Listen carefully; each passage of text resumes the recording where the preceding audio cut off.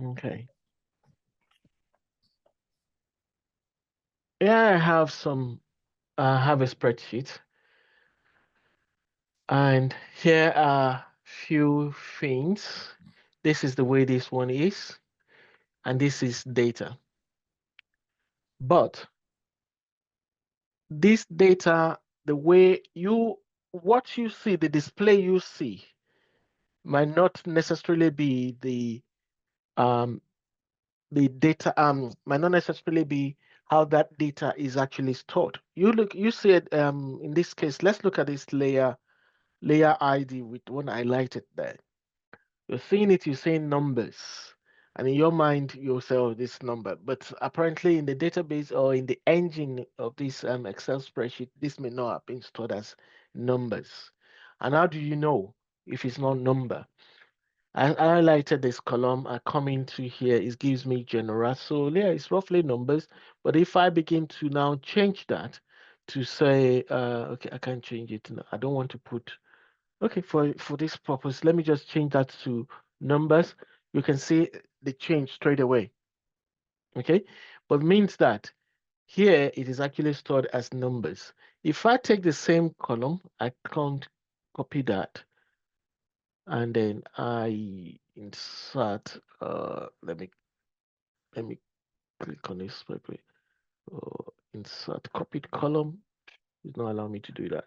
Okay, let me copy these two columns and go somewhere else with them. Open this new spreadsheet. Okay, so here, this is still general. I copy this now and I paste it here. Okay, good. And I come in here, I change it to text. You see, though the alignment is changed from right to left, but the display is still the same. If you look at this, you say it's still 1, 2, 3. Yes, it's numeric to you, but the engine will not see it as numeric. The engine sees it as character, as string. Okay. Yeah, this one is already string. This one is already string, so there's no doubt about that. So when you look at an Excel spreadsheet, what you see first of all is when you're looking at the numeric, is for you to see, okay, where is the alignment of the figures or the numbers that I'm seeing? If the alignment is from the right to the left, which is from here to here, that means it is stored as numeric, as numbers. But if it's from left to right, then it means that it is stored as string number. Character. Okay. So, and this is very, very important when you're dealing with data, because why? When I have a column that pretends to be numeric, and I have it and I want to do some aggregation. Aggregation means that you want to perform sum and count, multiply, and all the stuff like that on that column. If it is stored as a string, it will throw you an error. It will not happen. You cannot multiply or sum or add characters together. You cannot add A, B, C to the D together. You can only add 1, 2, 3 together. Okay, so that is very important, and that is what leads me to. Let me go into. I was going to show you my table here. I guess you're still seeing my screen. Yes, Yes, you can see your yes, it screen. is. Yes, sir. So Someone's hand is up. okay, Iyanu. Good afternoon, sir. Can you hear me, Good sir? afternoon. So, Yes, sir, we can. I just have a quick request for you, sir. Today's my first day in the training. I was supposed to come last week, but my sister's wedding was on last week. I wanted to ask, have you got a recording of the previous 2 weeks that I can catch up on? Oh, you've missed 2 weeks. So can't you? Yeah, exactly. So you have to disrupt the whole class because you want to ask for recordings of last week. How fair is that to other people that were here last week and the week before? If you need something like that, contact the admin, school admin, after the class. Don't disrupt the class with such question, please. Thank you. Thank you. All right. So, you look at let me look at one table here that will, okay, let's look at others table. If I click on create, just for you to see the structure of the table. Okay, this is the structure of the table. And you can see here, I have int, which I'm going to be explaining to you shortly. Int is numeric, but you see here nchar, which is n character, non-Unicode character. It's like the name also says, is character, a string. And here you have date and time. It's just not date, it's date and time, this one. And here you see here for this n character, you have a number to it. That is the size of that column. And size in a database is very, very, very important. And the reason why is that because you are storing this data in the storage of your database engine, right? If you allocate a big space to one character, right, the engine by default will reserve that space, even though you're only keeping one character in there. So meaning that you will have waste of space. Okay, so it's very important when you're creating your tables and other stuff like that, because I'm going to give you an assignment where you're going to create your own tables and possibly your database and then your tables as well. Okay, so, and it's the int here, which like I said, is a fixed size of numeric figures that is stored in there, fixed size. Though you may or may not fill it up, but that is there's another data type that is smaller than this, which is the tiny int, right? So you have tiny int, you have small int, and then you have big int. Big int is the biggest of them, which is that is, I think it's 32 bytes. This is just about 4 or 8 bytes. I'm not really sure of space. Okay, so data type is very important in data engineering. Data type is very important. So now let's look at, I have a page open for, I can share this link with you also when the group, when the thing starts, the WhatsApp group is available. You can see here what we have in data. We're looking at data types. So here it says we have int, right? In fact, I even made a mistake. So int is actually smaller than small int. And then you have big int, and then you have float, and then you have real. These are all numeric characters or numeric data type. And then you have date and time. You have date and then you have time, and then you can have the two combined, which is date time. And then the date time also differs as well. We have the date time, which is the UTC, and the UTC date time is the one that actually, there are quite a few of them, which is the most common one is the one which is the American way of dates.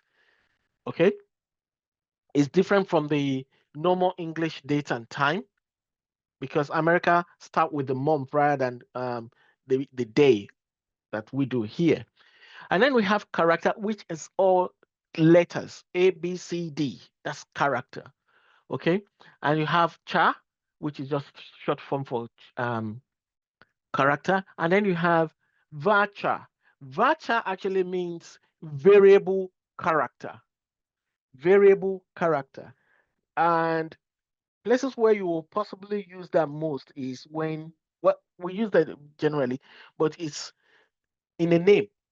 Like in my name is Yinka, right?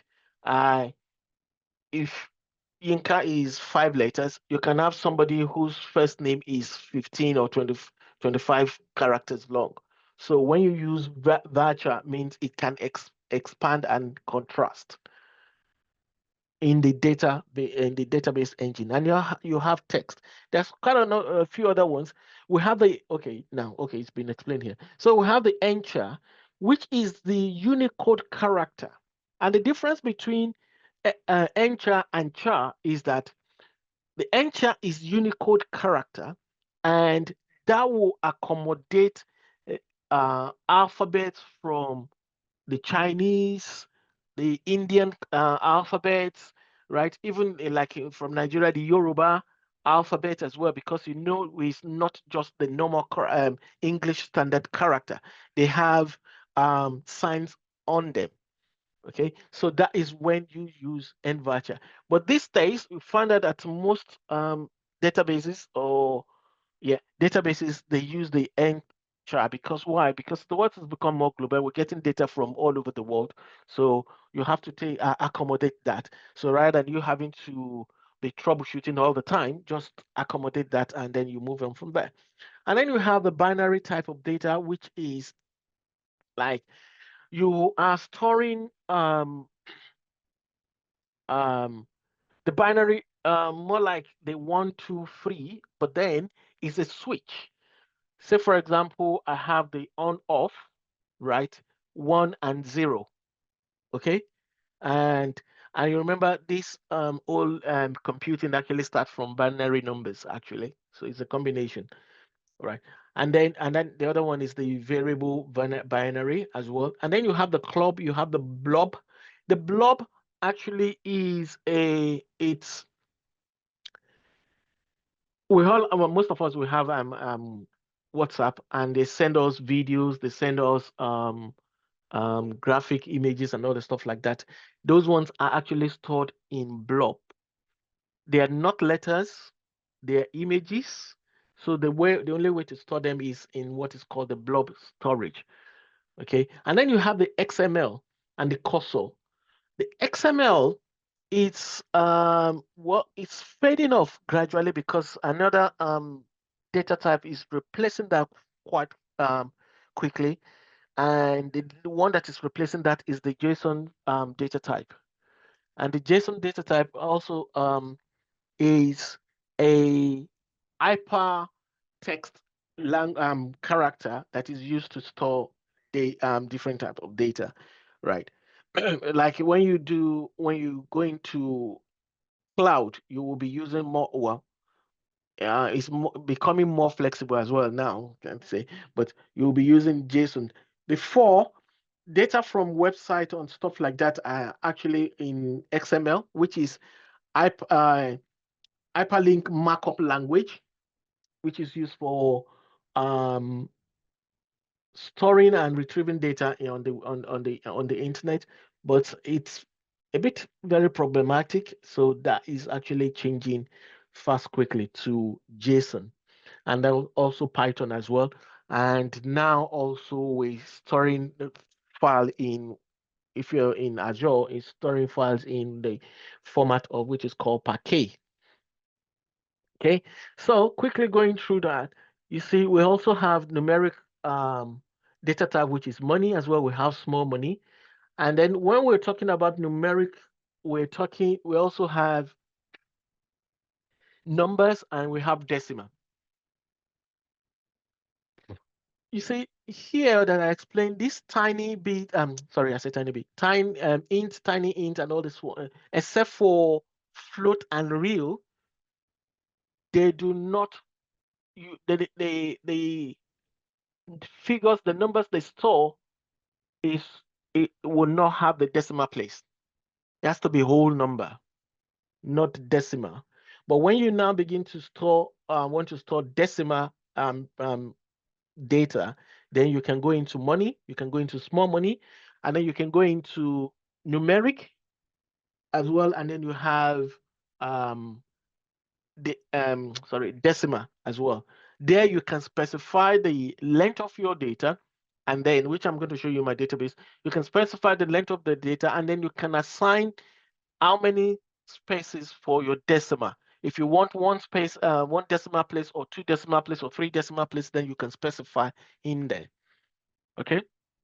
Now coming down here, you will see it says from to. So this one will store from 1 byte to 0 bytes. Okay, I said 1 byte to 0 byte. Yeah, it's byte anyway. But then you see when the bit which is coming from here, the binary as well. All right, and then you have the tiny will start from 0 to 2555 bits. This is not gigabyte, it is byte. That is the smallest of space. The smallest of space in a hardware storage. And then you have this one from -32768 to 32. So it can go from negative to positive. And the same thing goes from int. Int is at that's 2 billion bytes, right? -2 billion bytes to that. And this is from nine. This is not even a 1, 2, 3, 4, 5, 6. So this is even a nano.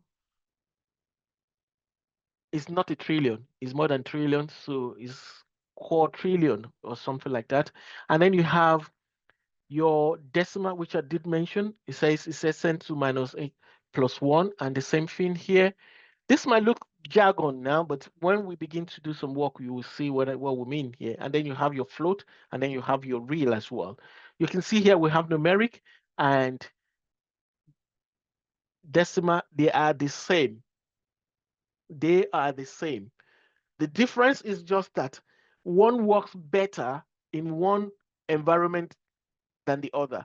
So both decimal and numeric work perfectly well in with SQL Server, the TSQL, which is what we're looking at. But then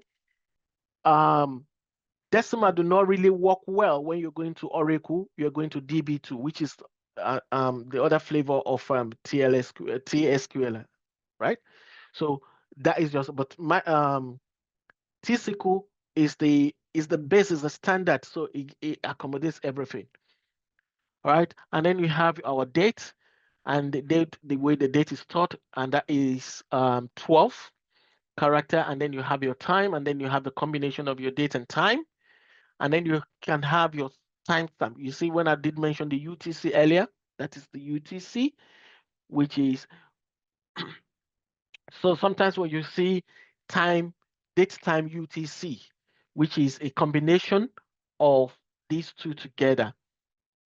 Okay, because sometimes you may have to store your data or your time to that granularity because of especially when you are looking at streaming data as well. Okay, and then you have your year, which is just the normal thing, 4-digit format. Right, and you can see the explanation. You see here for character is 8,000 characters maximum, and then for the varchar as well. But it says here, it says variable length storage. This one is what? Fixed length. This is variable length, okay? And this one is also variable length storage, but to the max, but not, you can see it's not supported in MySQL, okay? And then you have your text, which is a variable length, but up to a max of 2 gig. And then you have your NVARCHAR, which is your Unicode, and the same thing, but you see here is a little bit shorter. This is 8,000 characters, but this is only 4,000 characters. Okay, and the same thing for the NVARCHAR, and then your NVARCHAR max, and then your NTEX, and then you can see also your NTEX is also 1 gig rather than 2 gig, which they say. And then your binary, the length, right, is 8,000 bytes for both of these ones. And the same thing goes. And then you can see here we have the JSON, which is and XML as well for storing. And then you have a blob, and then you have the club, which is also. So yes, all this said, you may not come across most of this. You may not need to use them. You may just use the normal standard ones, which I know will be int, small int. You use your decimal, your numeric. Yeah, you use your float if you're especially float is numeric and it's a flexible numeric data type. And irrespective of how the data is stored in your source, it will be able to accommodate it, especially when you are importing data from Excel into a SQL Server database, right? I will rather prefer to use a float because why? Most of the time when you're importing this data, the data format or the size, because spaces in the data which you are importing, say for example, let me show you this one, right? You can see you are just seeing the number here, but actually there may be some spaces around here, right? There may be some spaces around it, and when you are loading it in, it will begin to throw error because why? The space will want to come with your data. But with your float, you can handle that, and when you take it into your database, you can now begin to cleanse it, which is you trim around the data to remove all the spaces, both trailing or forward and backward trailing spaces. Okay. All right. Any questions on this before I move on?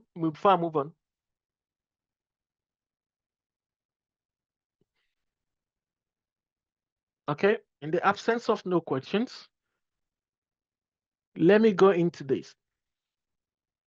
So last week I did mention to you about I gave you an example of the spreadsheet telling you about the primary key and the foreign key. Okay. Yes, engineering. Okay, that's me. So for the benefit of those that were not here when we started, please, if you log in with just one name, I can see some people here, Mansoura, without last name or first name or whatever.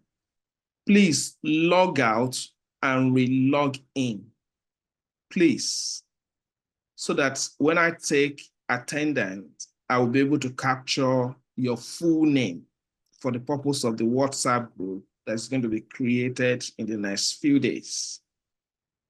Please, let's do this quickly. I will give about, and what I'm going to do is, if you fall into that category, I'll go through now. I'll put you in the waiting room so that you can log out and log in. When you want to log in, enter your proper full name and log in. In the next, this is 1:38. I think in about 1:45, I'll be taking the attendance so that I can log out and go to the other classes. Please help me to get this done fast so that I don't waste your time more than necessary. Thank you. Okay, thank you very much. Mansurat, I will be taking you out of the class now, putting you on the waiting room, log out.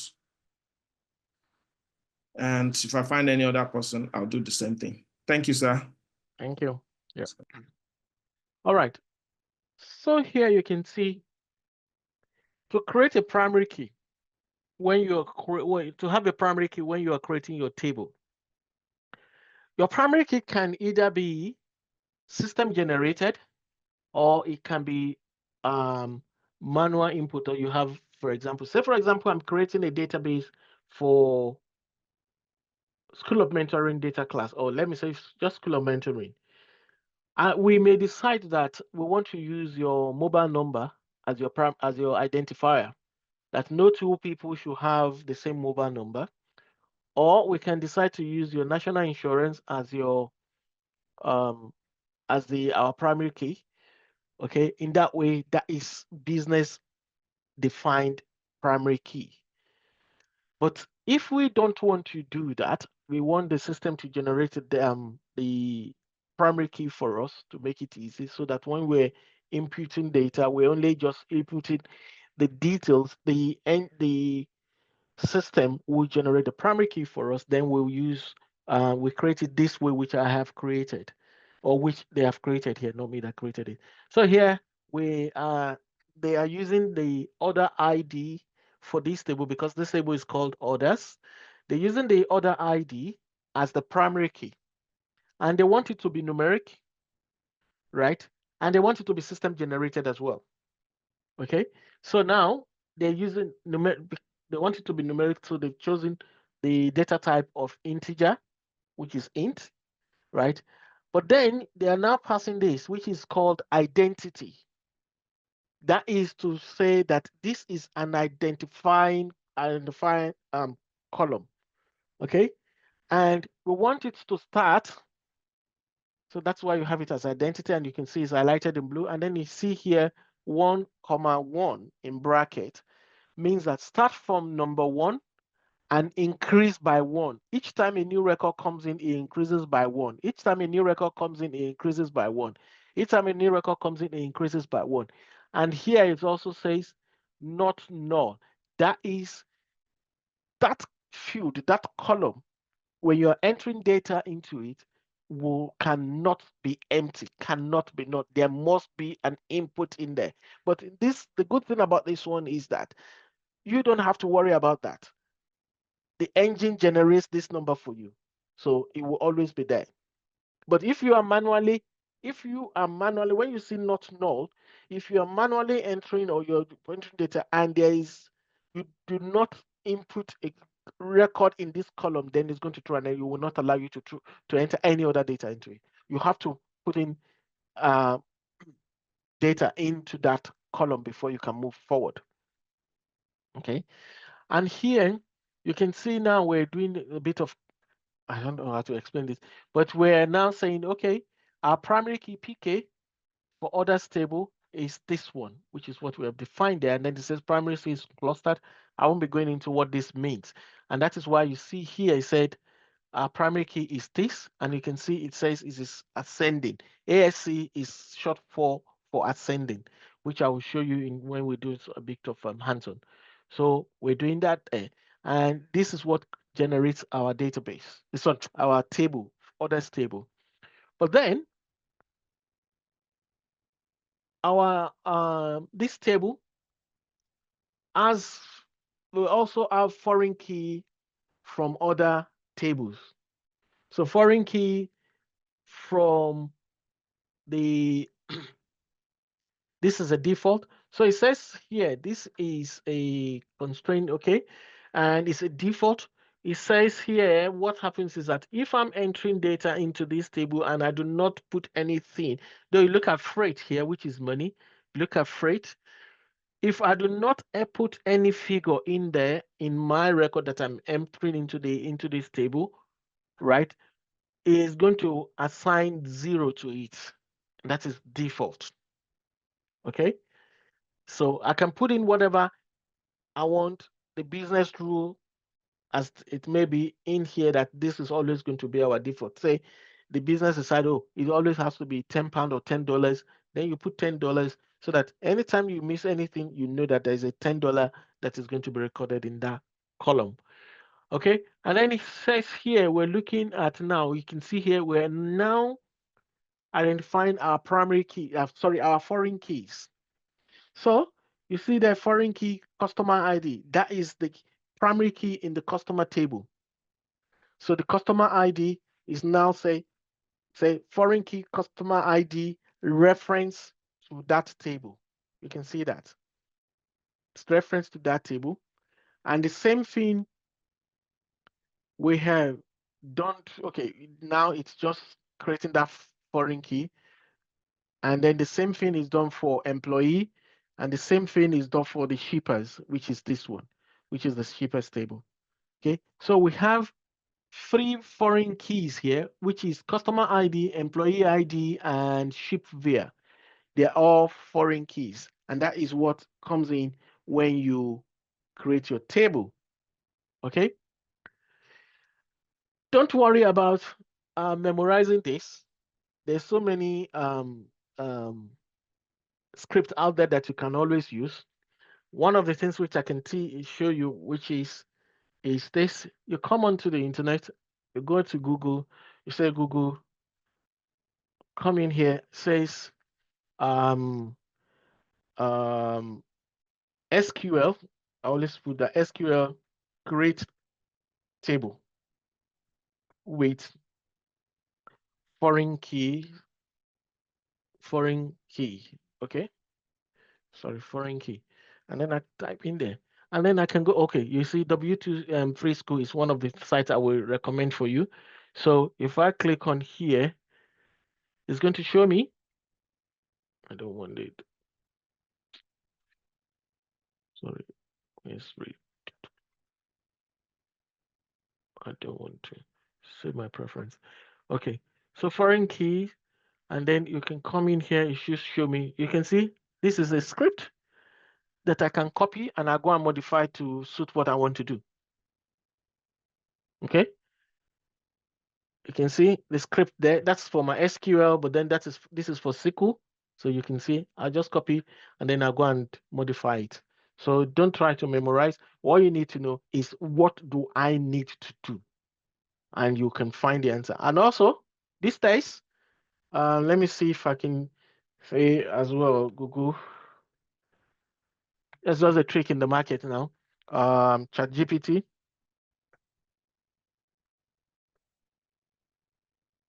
Go to ChatGPT. Let me use this one. Home back. You say create.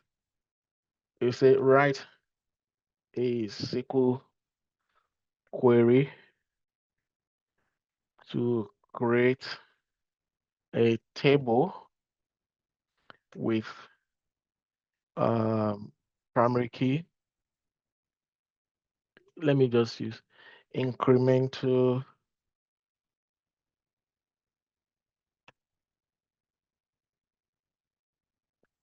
primary key for student database. Okay, tell ChatGPT to go do that. And you can see it comes back and it's giving you, you can see that incremental. You can copy that, go and do whatever you need to do with it. Okay.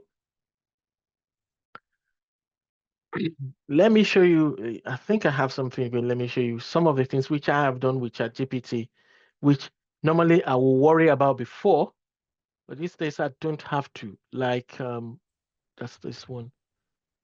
Okay. Sorry, sir. All these things, are they done in Microsoft Access? This is not Access. We're talking about SQL Server. It's all right. Thank you. Okay. You can see what ChatGPT is doing for me. The questions I've been asking it. Sometimes I paste my script in there and I tell it to fine tune it for me, right? I have created a lot with it. So don't try to memorize. All you need to, you just have to work smart.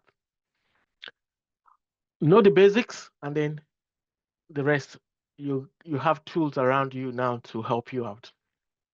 Okay. That's a hand up, Constance. Yeah, Constance.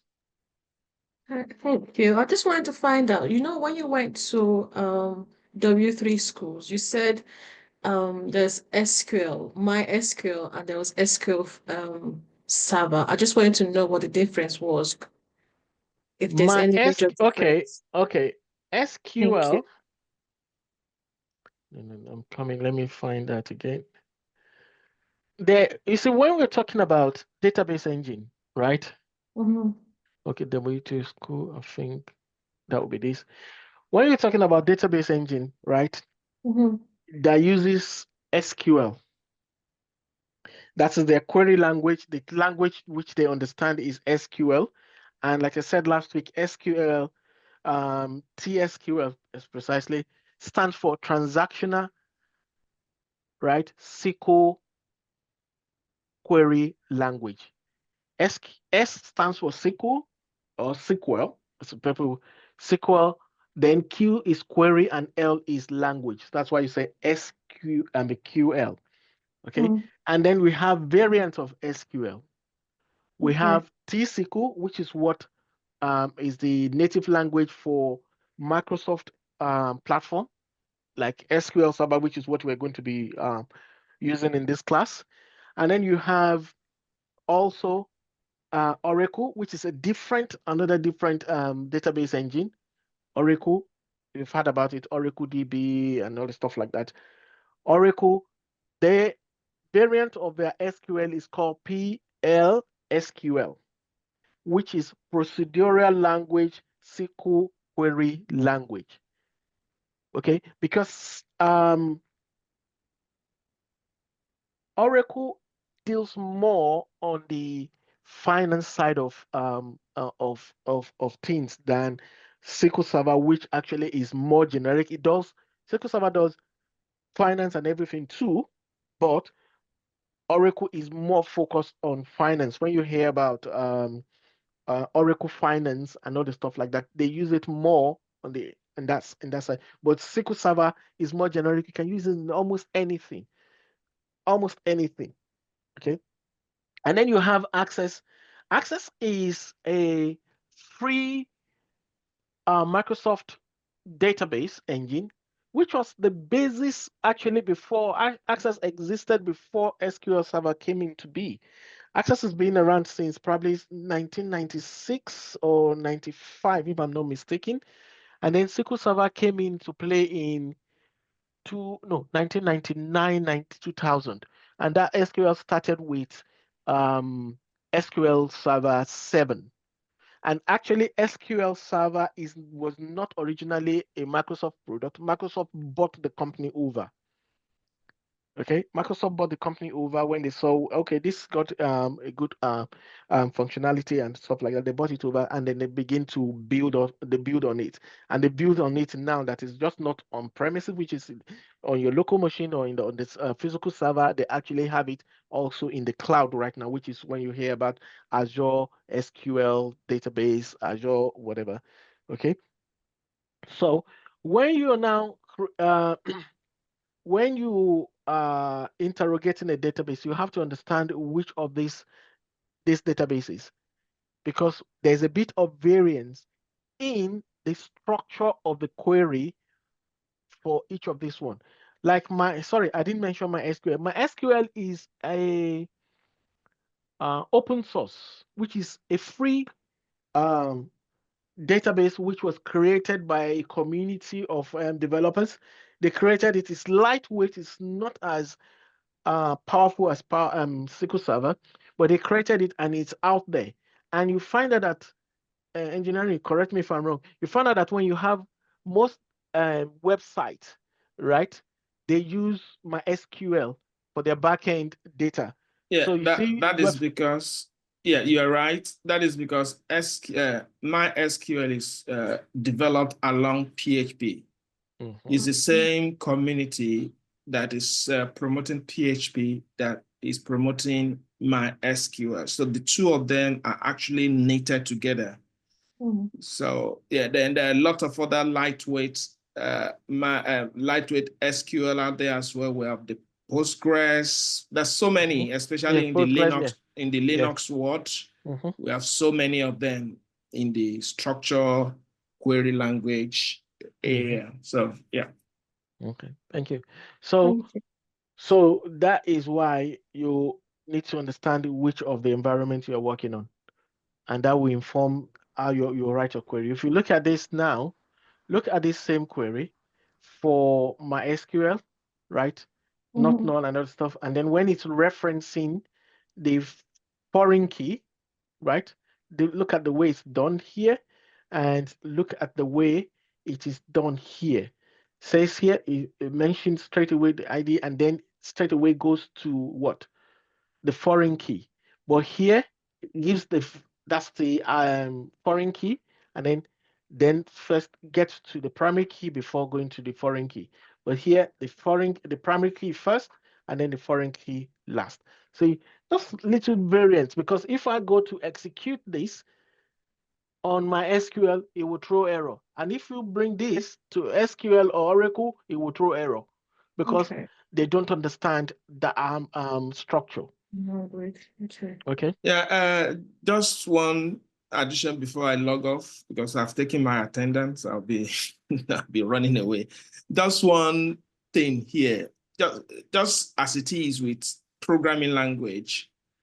Once you understand one, your life will be a lot easier to translate to another one.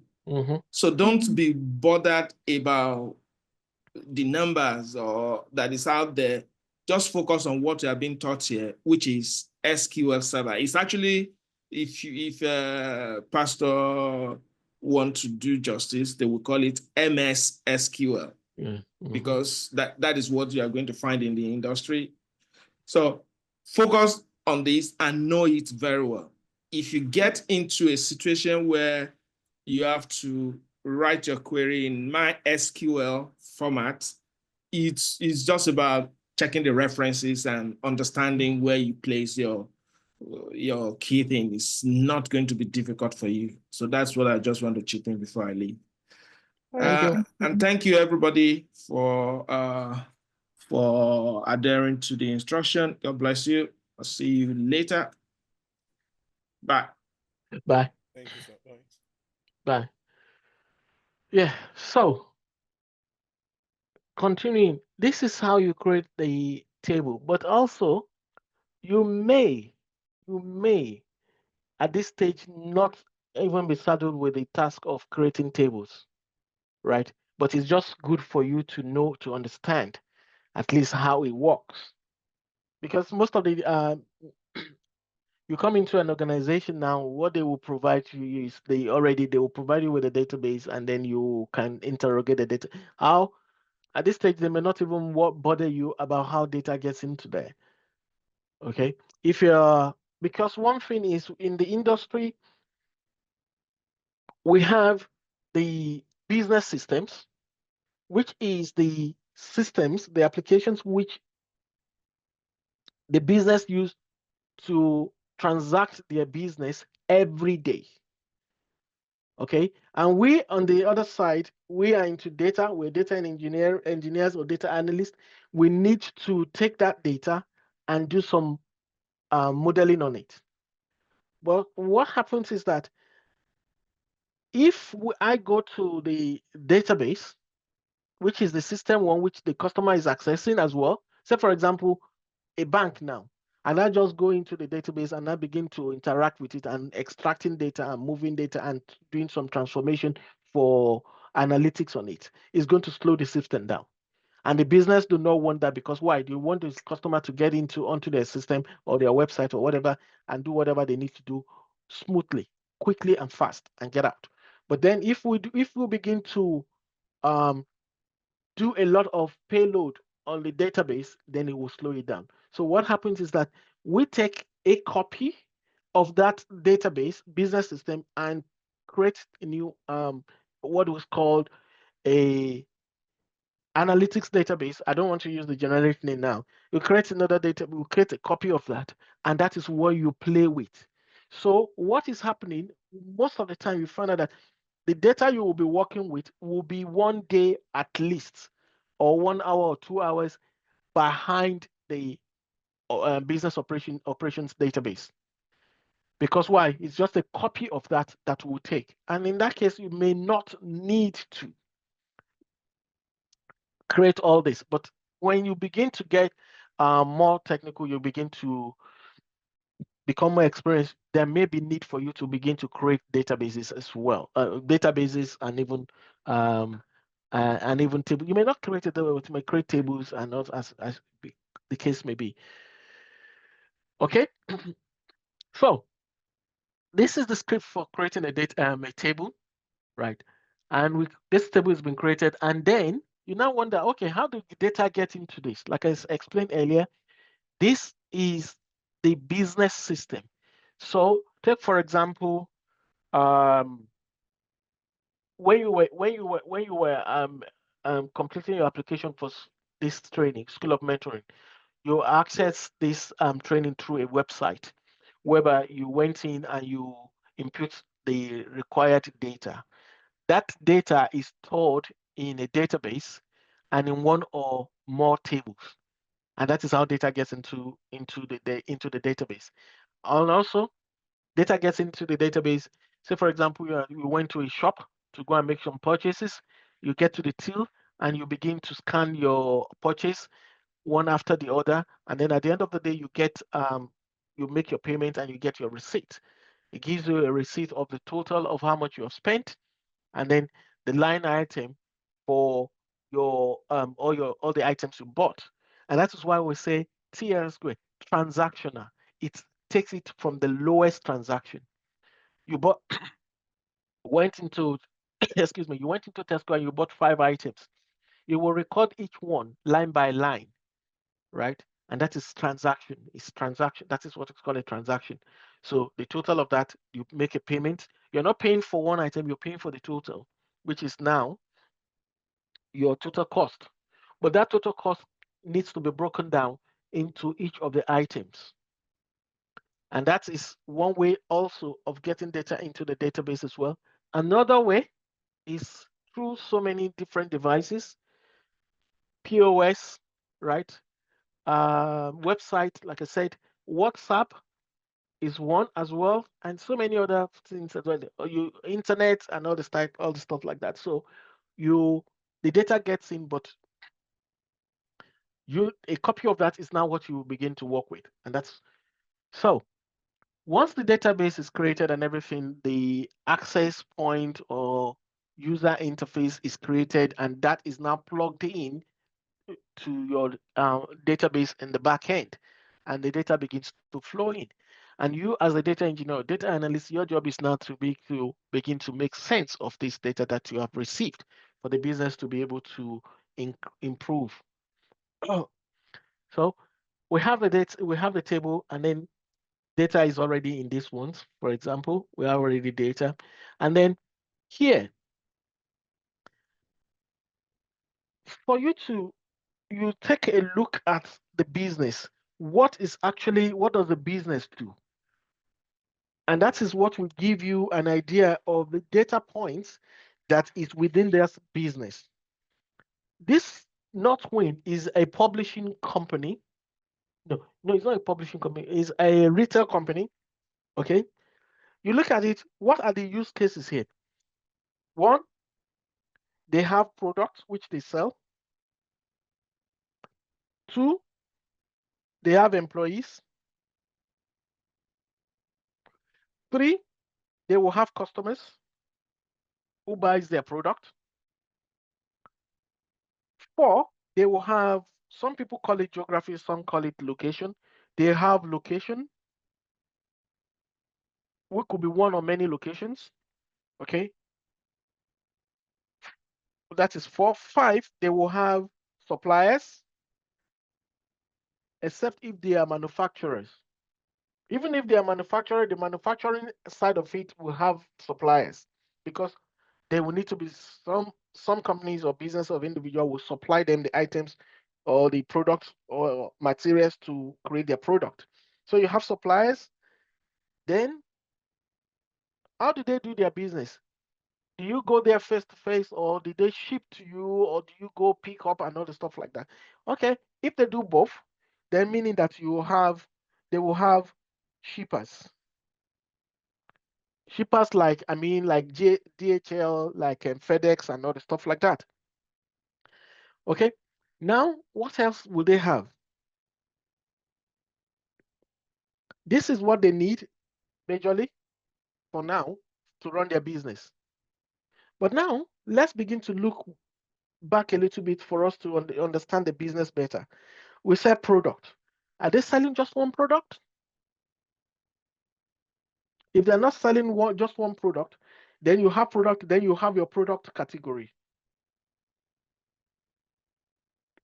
You have product category. Okay. Oh, their customers too. Do they have face-to-face customer? Do they have online customers? Do they have Did they sell to individuals and they sell to corporate? So you have your customer type.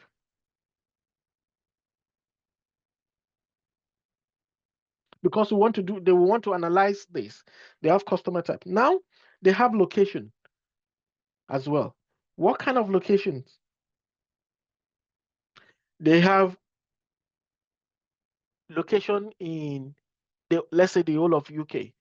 But then you need to be able to demarcate to specific manageable sizes.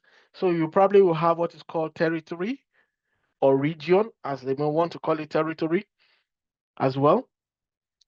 And then you have your suppliers.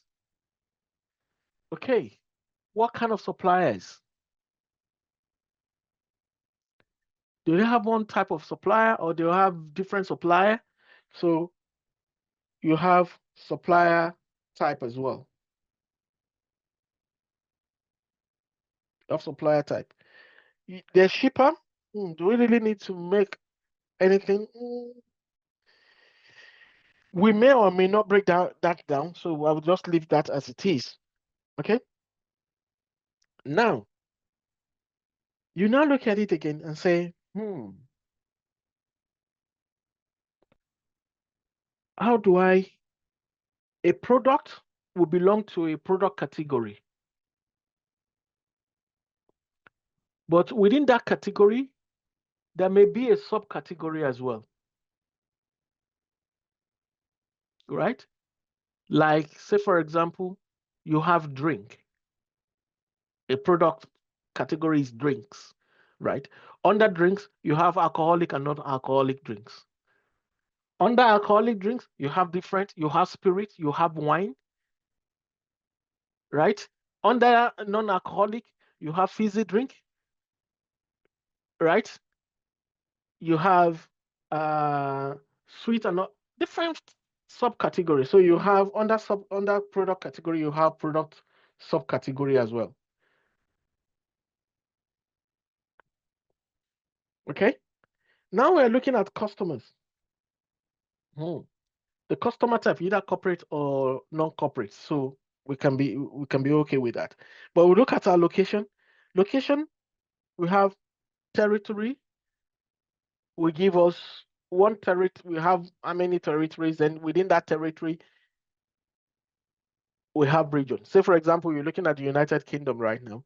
So we look at England, Scotland, and Wales and Northern Ireland. So we have customers all over that place. So those are our territories.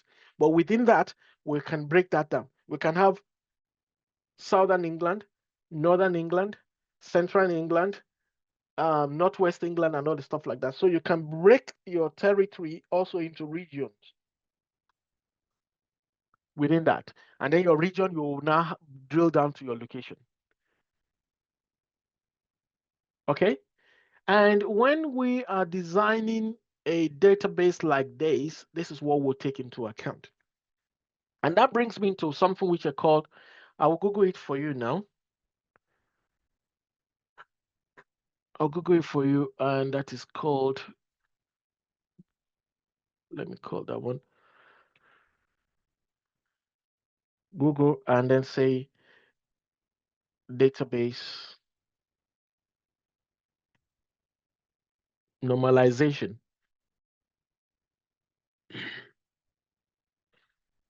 I am going deep into this just for you to have an understanding of the structure of a database, because we have two types of databases.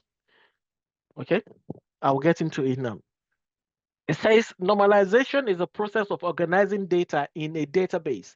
It includes creating tables and establishing relationship between those tables according to the rule designed both to protect the data and to make the database more flexible by eliminating redundancy, inconsistent dependency. This is the key word there. Redundancy, inconsistent dependencies. And what is redundancy? Let me take this, open this, and come into here. Let's say I have a customer table. This is my customer table.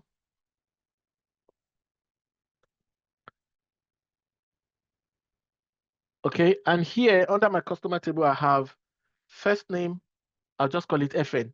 First name, I have last name, I have gender, I have DOB, I have phone number, just to list a few. Phone. Okay, but this customer, let's say his first name is Yinka,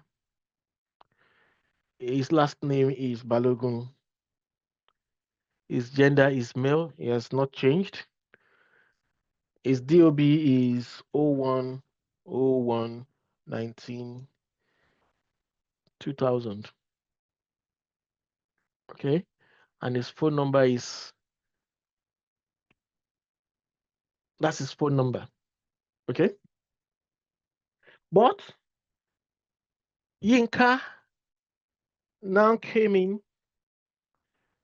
Okay, and then we have his address. Let me just put that in ADD, and his address is 123 Street. That's his address. And Yinka now came in, and this is now my orders table.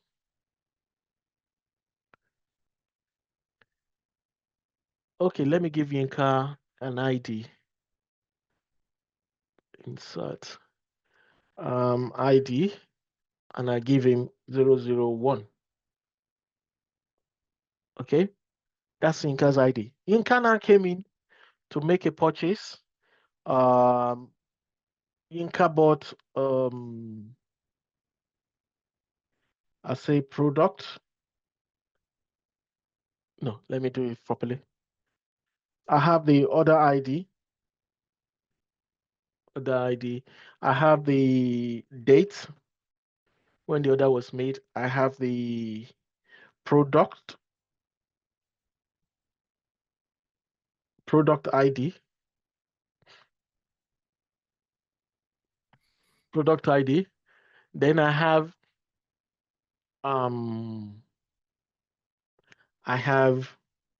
the customer ID.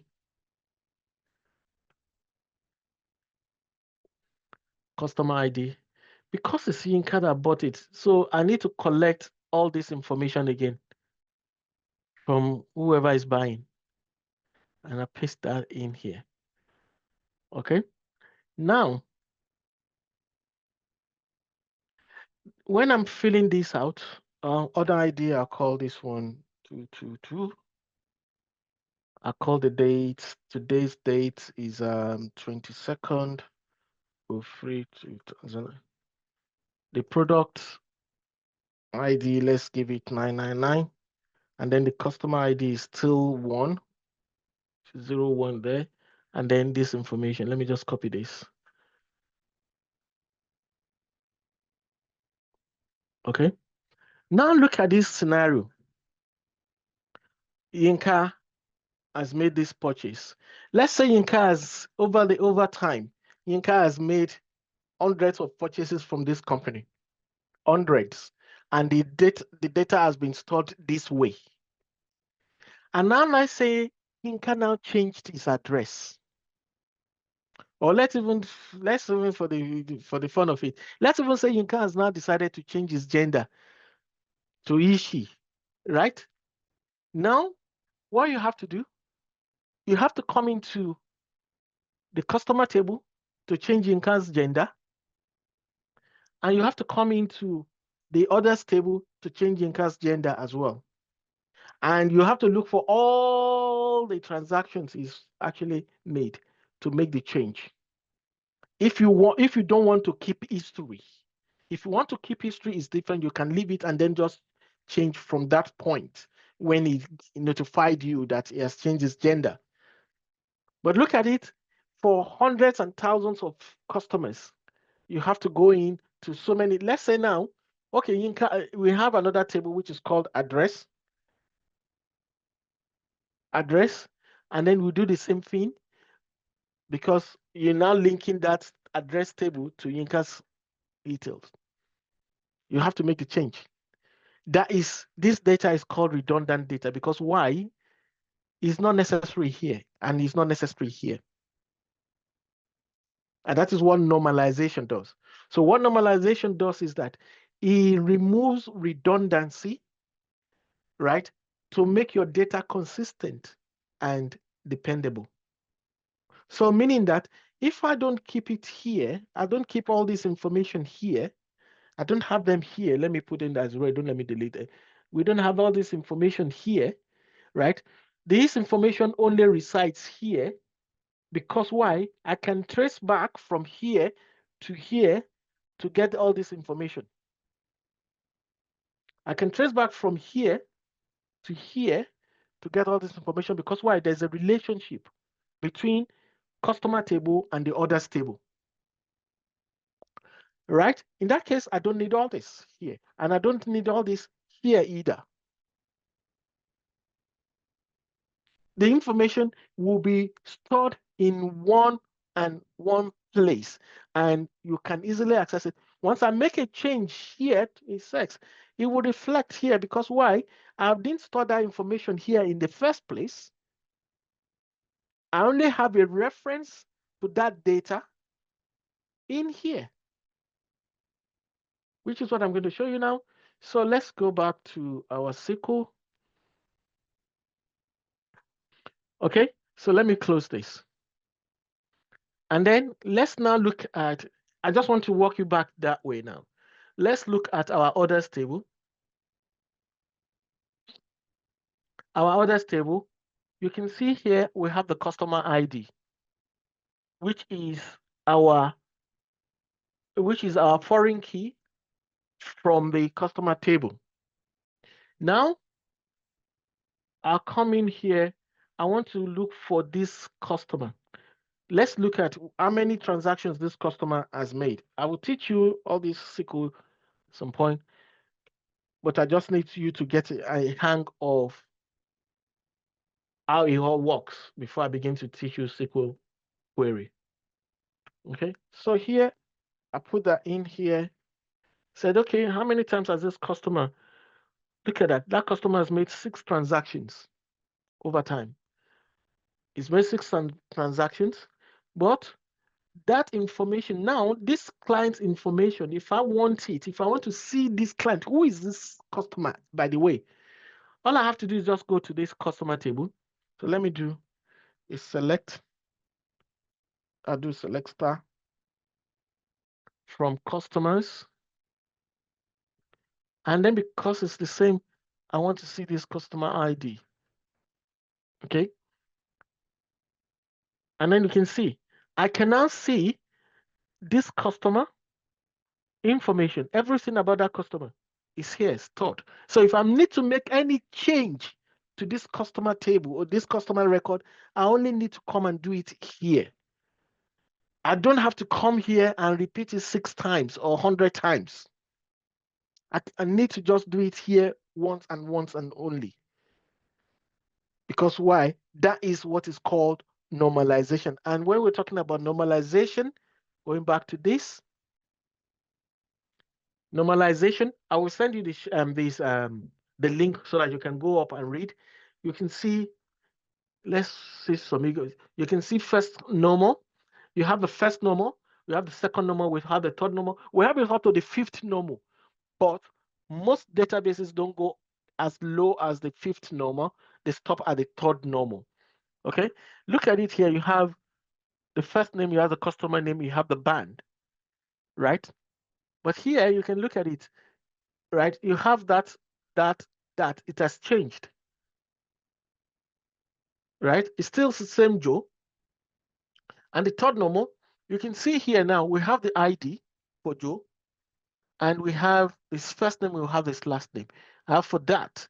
So now, if I want to go from here, oh, what did I do? Okay. If I want to go from here to here, I can't go from here to here, the same thing, right? Because you can see here, Joe blocks, bread, because it's done 2 transactions, right? But now I don't need to, you can see here, we've now removed, we don't need to have the 2, we only need to have 1 in the customer table. And then the items which he has bought, we can now link, this is the item, right? So you see, we have removed what? The item, which is, we don't have to repeat because in table 1 and table 2, you are doing the same thing. We have removed this, which is also this. We remove this and put it into its own table and give it a primary key. So for Joe, when he bought baked beans, I can link back customer ID baked beans, right? I can link back, which is what I just did explain to you in SQL here as well. So I can link back, right? Look at it also. Let me see another table that is intertwined. Sorry, let me see another table that's reporting to. No. Okay, let me explain it. Let me look at another. Okay, now look at this customer. This is all the orders this customer has made, right? So if I need to make any change, I don't need to do. But now look at the product. I cannot even see the product this customer has purchased. I can only see the order ID and other stuff. There's another table that holds the information for the product, and that is the product details table. So let's come and look at the product details table. Product select star from product details. Okay, so let's look at the product details table. Boom. Now, can somebody tell me how do I get the customer that bought this product? Let's look at this first one. This one. How can I get the customer that actually bought this product? How do I know which customer? Because I can't see any customer details here. Can anybody answer that question? Unmute yourself. I want you to be interactive now. I've spoken for a while. Let me test you. How do I find the customer that has made that purchase? Yeah. Any suggestion? How do I find that customer? Yeah. Hello, can you hear me? Yes, I can hear you. Is that Yeah, Mr. Barnabas? Yes, it's Barnabas. Okay. So if you check, okay, so you may have to look at the product, what's the table that contains the product ID. Okay, I can bring the product table for you as well. Yeah, so let's put the product table or the order table. One of those tables should have a link. I'm not looking for the product. I'm looking for the customer, but I can bring the products table. Yeah, let's bring products.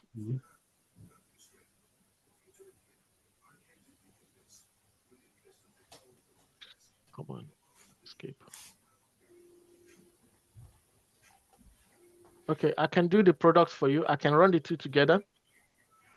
Okay, this is my product table now, but it's still not telling me who the customer is. Okay, so if it's not here. Okay, so can we pull up the the order ID, the table for those ideas? The order ID or the orders table? No, okay, so the table that has the order ID, I say, okay, that should be the order table. That's the orders table. Okay, I can bring that also in. Okay, I'll just do a filter for this. No, let me remove the filter. Okay. Okay, yeah. Okay, these are the three tables. The top one is the order table, orders table. The second one is the order details, and the third one here is the product table. Okay, so from the first one, we can see the customer ID from there. Or can see the customer ID. Okay. Yeah, so if we drill down to that, we will definitely get the customer that has the particular. Okay. All right. Yeah. Thank you. Okay, Mr. Daniel. Mr. Daniel, you raised your hand. Yes, sir. Please, can I see the code to Can you see what? The code just above the table. Can you minimize the code above the table? Yes. Okay. That's Okay. it. I just thought, sorry, I'm just trying. I just Yeah, thought, try. No, I want you to try. You see, one thing, please, don't feel as if you're going to say nonsense. No, I want to know so that you can follow me, you can understand, and then I can take that to explain to you better. Okay, please. All right. So say what you want to say. Say even if you think it's rubbish, say it. so I was thinking this selects from previous customers where customer ID equals to the next. Then we replace the customer ID with order ID. Yeah, I call about today. Sir? Yeah, but we are not looking at who is making who is drawing. Who is drawing? Who is drawing? Somebody. Sorry, that was a mistake. I Okay. was trying to expand it. Sorry. Okay. All right. Yes, sir. Yeah, Mr. Daniel, what happens is that if you change the customer ID to order ID, in which of the tables? From the order table. From the ordered table. Okay. So that will give us the order. Yes, sir. Okay. I will do that. Can you please mute yourself if you are not talking? There's somebody is in an open place. So I change it to orders. And what is the order ID we're looking at? Let's get the order ID from here. Oh, we're saying this, so we change it to this one.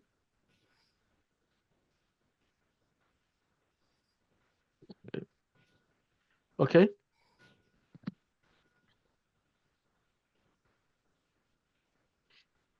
Are you convinced it's right?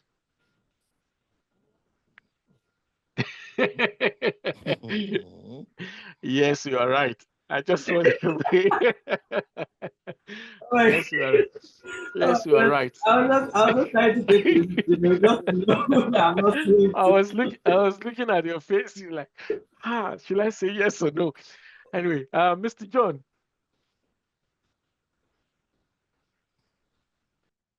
Yes, I can hear you, sir. Yeah, Please. you raised your hand. Yeah. Yes, it's actually from the beginning, the starting point when you're explaining this different the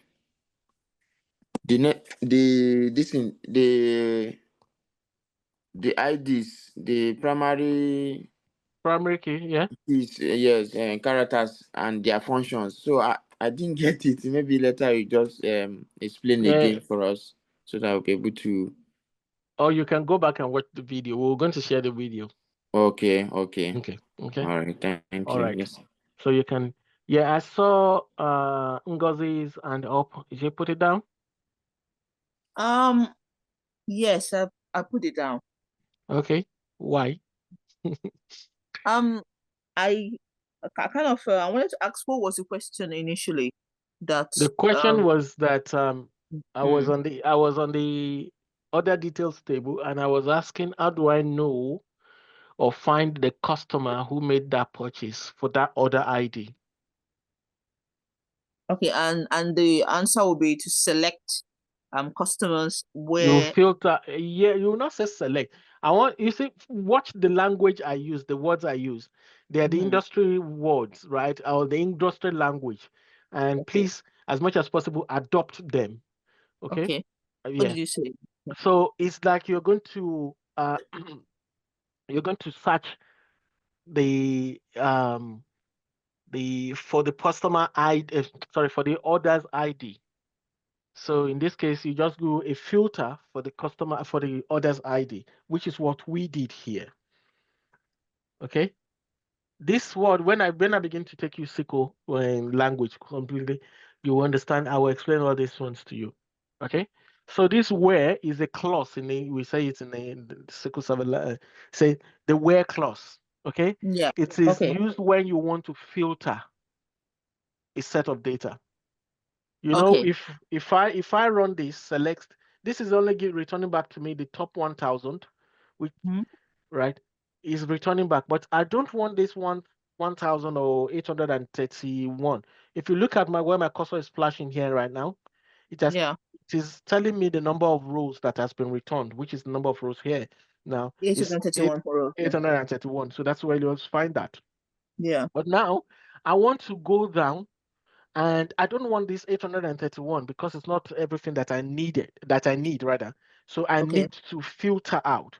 And your first filter in SQL is where? Select. No, select Where? is, okay, let me take this up. Let me go back and explain what select is. You see, you have this data in all of these tables here. Okay. For you to be able, you can't see the data. You can only see the table names and all the stuff. But the data that this table contains, you can't see them. For you to be able to interact with them, you need to know SQL. We are using SQL because it's a SQL Server environment. So you need SQL language, TSQL.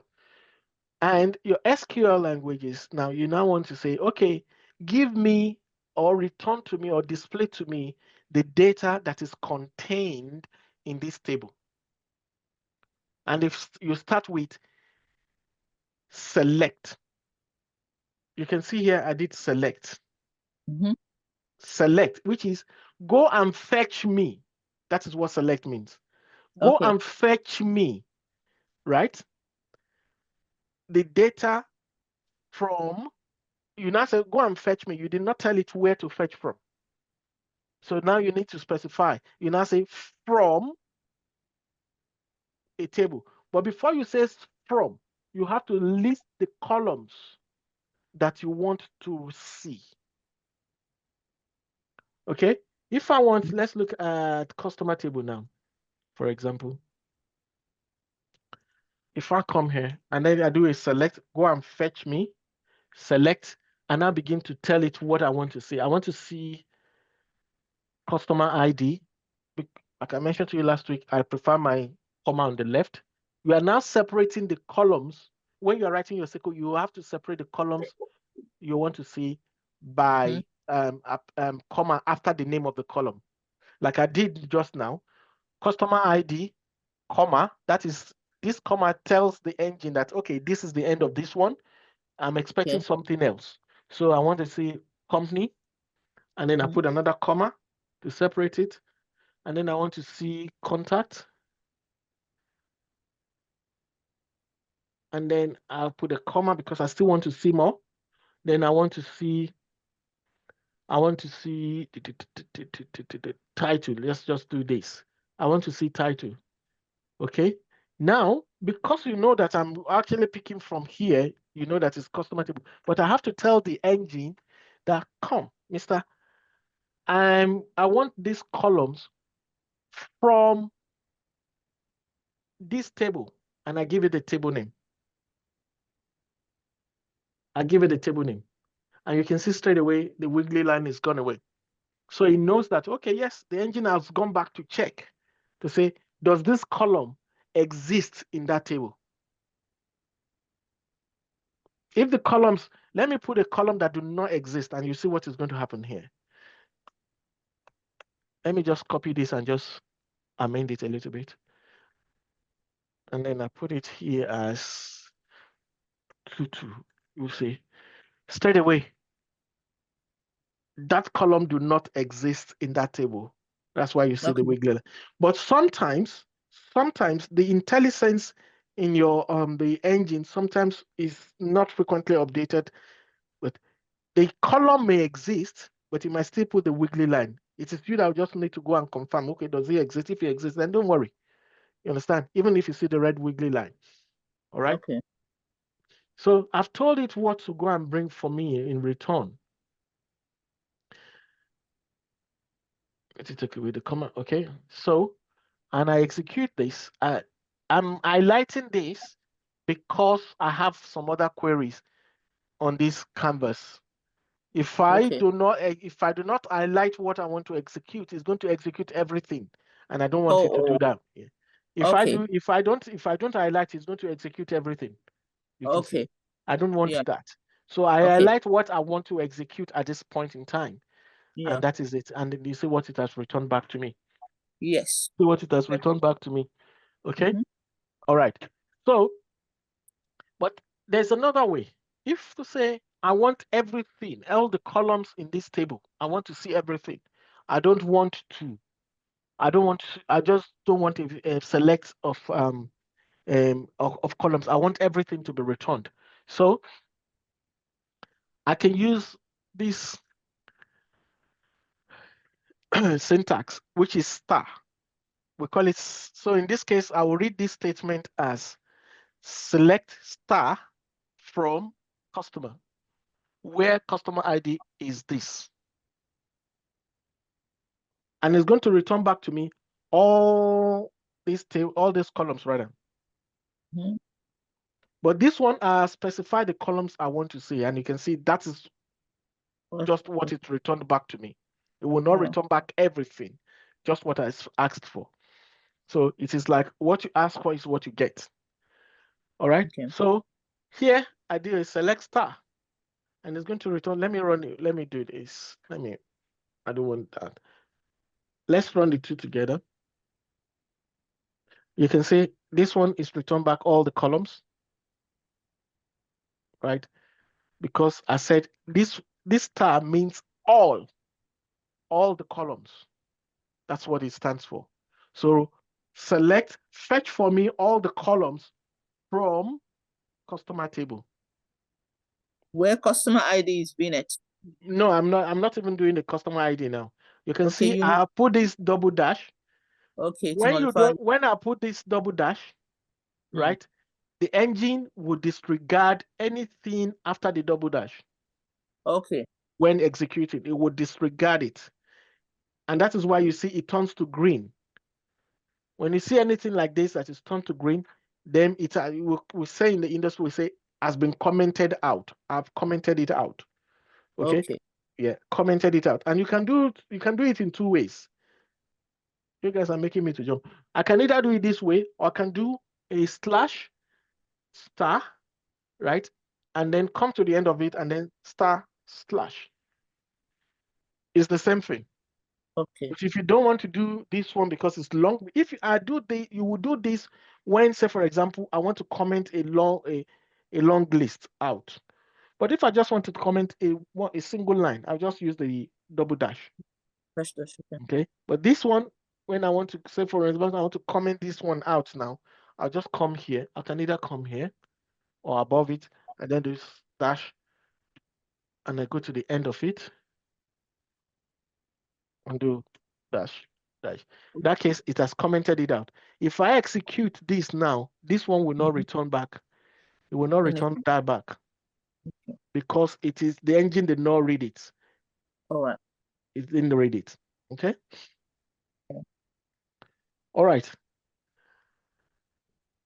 So, like we were saying quickly,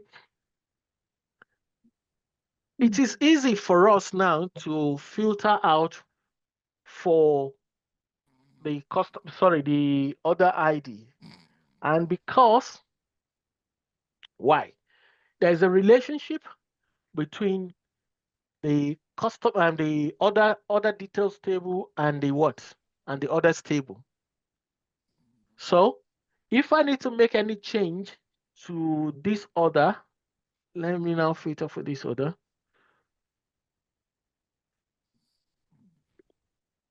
When I need to make any change for this order, you can see it's 3 lines. But this same order here, let's run the two together. This same order here, right? You can see it's just 1 line. So if the customer comes in and said, oh, I want to change product XYZ to product JWD, I don't have to come in here. I only have to come in and make the change here and change the product ID. And that's all. And once I change the product ID, it's going to change the unit price as well with it because it comes with that. Or I change the unit price. If it's the same unit price, then it's the same. And then the quantity, I can make the change as well, right? I can make as well, all right? So what I'm trying to say here now is that the relationship in your in your database really matters a lot. Let's look at that. So let's me now, I'll give you that. Let's do this. Let's do Google again. And then I want to show you database relationship. In fact, let me look for this one that we're using.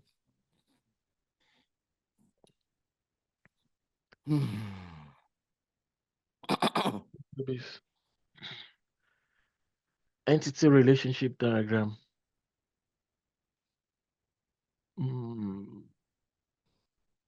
Let me look for one of the simple ones here.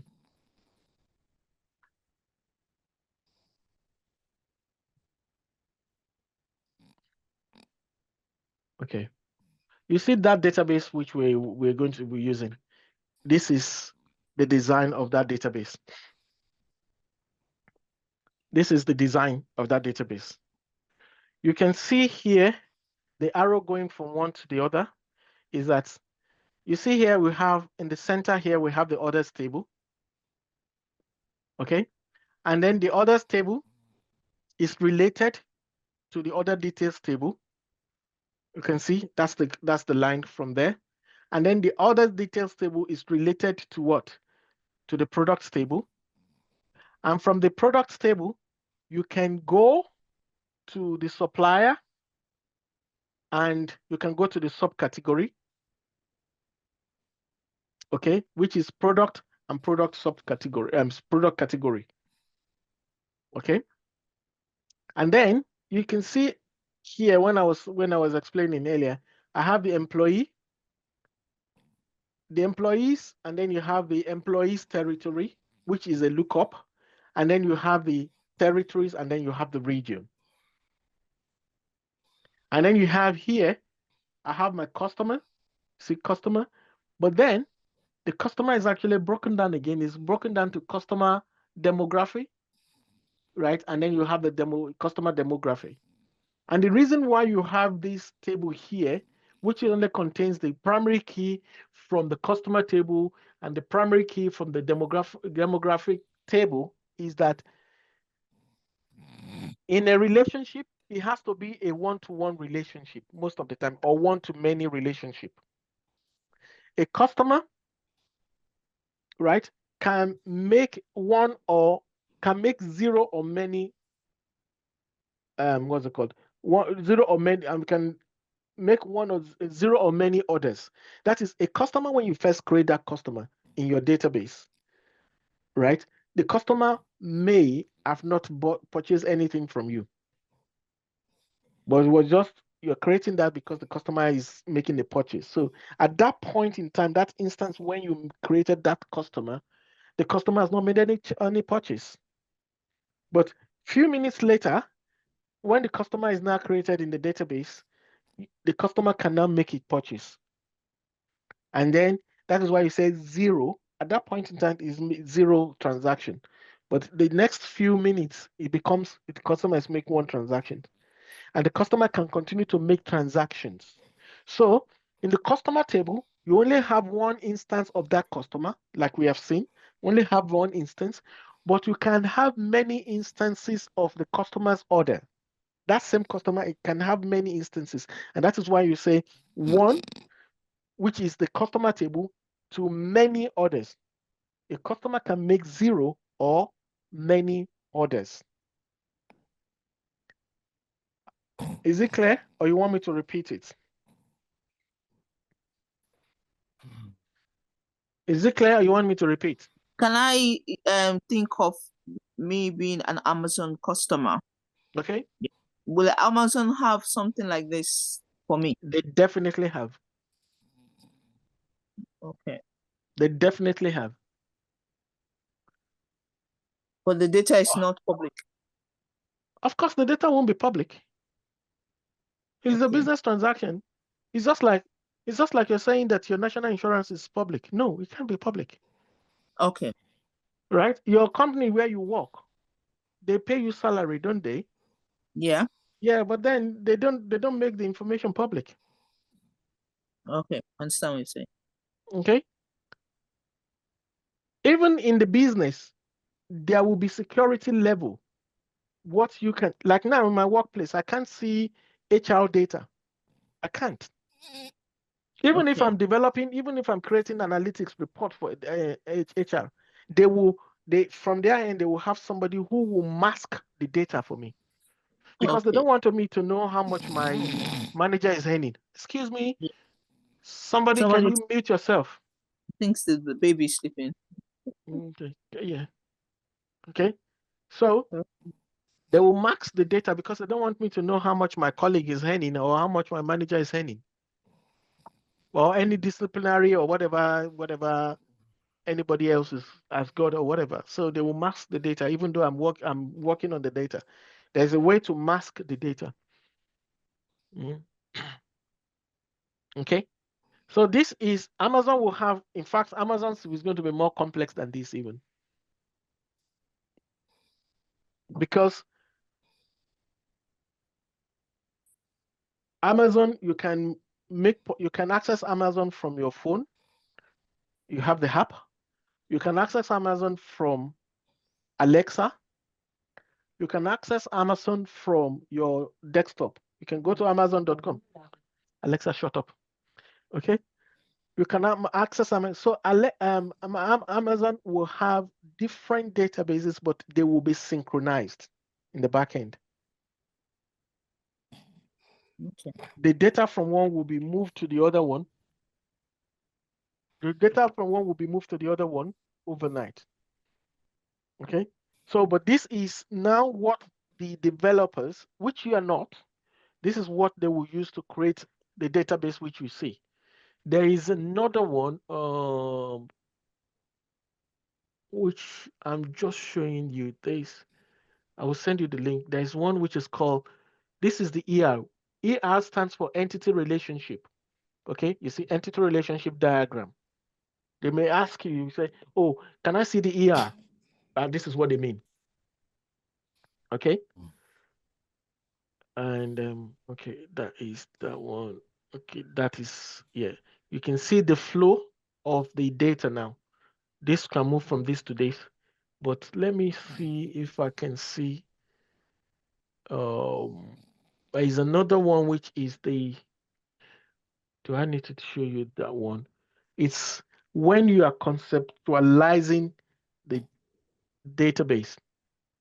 Like now, I will give you, one of the assignments I'm going to give you is we're going to create a model out of this. You see here, sorry, two things here. This is the transactional entity relationship diagram for Northwind. The transactional entity relationship, I'll call you back. For POPs, you mean? Yeah, well, yeah, okay, I was on Northwind before. Yes, I was on Northwind before, so pardon me. Yeah, this is the entity relationship for Northwind. For the transactional database, which is what we are using now, which is what the business uses for its business. But I did mention redundancy earlier. Sorry, I did mention redundancy and normalization here earlier, which is removing the redundancy. But unfortunately, when you are going to use this data for analytics, we are going to reverse this normalization and we'll call it denormalization. We're reversing this normalization in which we're going to create our own database, and we will reverse this normalization of Northwind in that database. So let me see if I can show you that one as well. And then we say denormalization. You can see here, denormalization versus normalization. Data, Okay. yeah. Yeah. So it says here, database design, normalization, normalized data minimizes redundancy and ensures data integrity by organizing data into multiple related tables like we have, right? Why denormalization data and denormalized data prioritize faster data retrieval by combining tables and introducing redundancy. You see that one? Removing redundancies. This one, we're combining them and introducing redundancy. Is it confusing? First of all, people want to know what is redundancy. That is Mm. redundancy is which is what I showed you here. Where is that? Redundancy here. You see here, I have the first table. This is when we first created it. We have item one, item two. Right? Yeah. If the client is buying item 3, item 4, item 5, right? In one line. And then that item 1 or item 2, another customer is buying it as well. Okay. So let's say all of us in this class, we bought many items and it's recorded this way. Or let's assume all of us bought baked beans and bread. So we're going to repeat baked beans and bread. For everybody. For everybody. Right? It is taking up space. It is not necessary. Okay. Right? So what we will do first of all is that's the first number. That is the way it starts. And then the second one is that, okay, we now said, okay, let's reduce this redundancy, in case we want to make a change or you want to remove one line. Because if we want to remove anything now, if we remove this, right, this will be blank and this will be here. But because we already have this here, what is going to be here? Okay, so we now said, okay, you know what, second number, we now put it into 2 lines. So for every item you bought, we have, say I bought 10 items, so they'll have 10 lines for me. And they'll have 10 lines for you too, and everybody. It's going to be cumbersome, right? So what we now did is say, you know what, let's create this in the top form is, okay, for each of us, Yinka is unique. I have my customer ID, right? You are also unique. You have your customer ID. Everybody here, we have our customer ID. So we've recorded everybody in this, let's say, customer table, right? With everybody having their own customer ID. And then we now take the product, which is item 1, item 2. We now go and create another table for them and said item 1, item 2. Okay? Item 1, item 2. So that when we're now recording, you now have you see, so this is a table for customers, and this is a table for the items, which is invariably product. Okay? Now we now have a combination of that. So Joe Blogs bought bread, right? Yeah. So you will record Joe Blogs and bread. You have one here, and then if I scroll down, that should show me something else. There should be another screen here, which is going to show Joe Blogs. This is Joe Blogs ID now, customer ID, and he brought bread. Okay? We'll have another line, which is going to still be 1, and it's going to be bread. So this one will now have 1 and 1. This one will be customer ID, and this one will be item ID. So it will be 1, 1, and then 1, 2. Because he bought bread and baked beans. And baked beans is 2, bread is 1. Oh, sorry. Anyway, the reverse. So you'll have it as 1 and 2. 1, 1, and here, and then 2. 1 and 2 here. So if I want to see what product this one has bought, Joe Blogs has bought, all I have to do is select whatever from products table where customer ID equals 1. And it's going to return back to me everything that Joe Blogs has bought. But if I did this, I cannot see. Even if I want to exclude anything, say I don't want to see the baked beans, I want to see the bread in this table, the first one, I'm not able to see it because if I run a query, it's going to return back everything to me. But here, I have removed that redundancy because this is redundant. It's a redundant way of storing data. So this, we have removed that redundancy first here and second there, second here, here. And then now we have moved this, this one into its own table. And then we can now query them differently. And every time I need to make a change for baked beans, say for example, when we were inputting it, we spell it as baked bean, rather than baked beans, right? And you want to make a change, you have to go to all the records to make a change, to make the change. All the lines, all the rows, you have to go there. But now I don't have to go to all of them, I just have to make a change here. I just have to make a change here, and that will be it. Do you understand that? Does it make sense? What I get that you're teaching us is why there's a need for SQL. Yeah. If you don't understand this basic when you are writing your SQL, because this is the logic, this is where you're going to be applying all of this. If you don't understand this, you will Normalization. Yes, yeah. This is the foundation. And if you go to any training, they won't teach you this. Okay, you're right, because I've looked at some things on Udemy. I've not heard of this. They assume that you have all this basic understanding. That is why we are different. I looked at all this training and I said, look, let me take it a little bit deeper for people to understand the basic, and then from there you can build up. And this is how I learned mine too.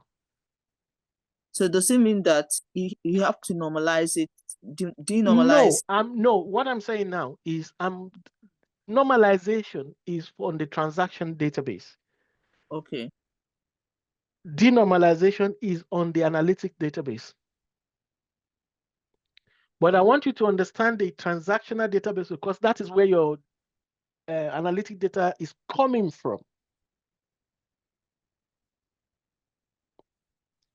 Okay, let's go back to this. Let me explain. Okay.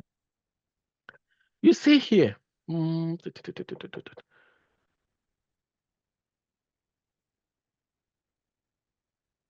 me show you one work that something that I'm working on.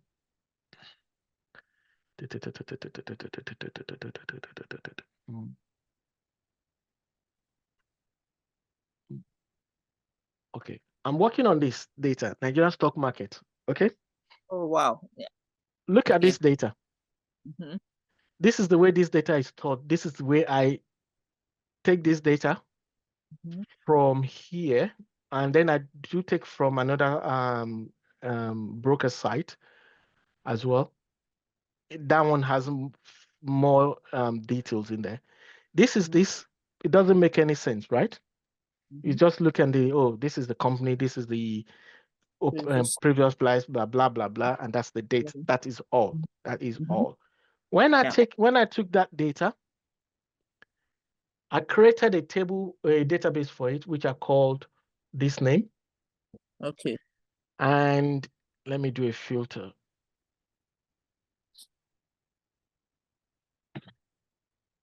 So just for you to understand where I'm coming from or where this is coming from. Okay. Okay. Wait. Tables and is the remove. Okay, let me filter. It's not the schema. These are the table name. NGX. Okay, so these are the tables. So that data you saw, and the one I said earlier, I created a table for it, and look at it. Look at my table definition. If I open that up,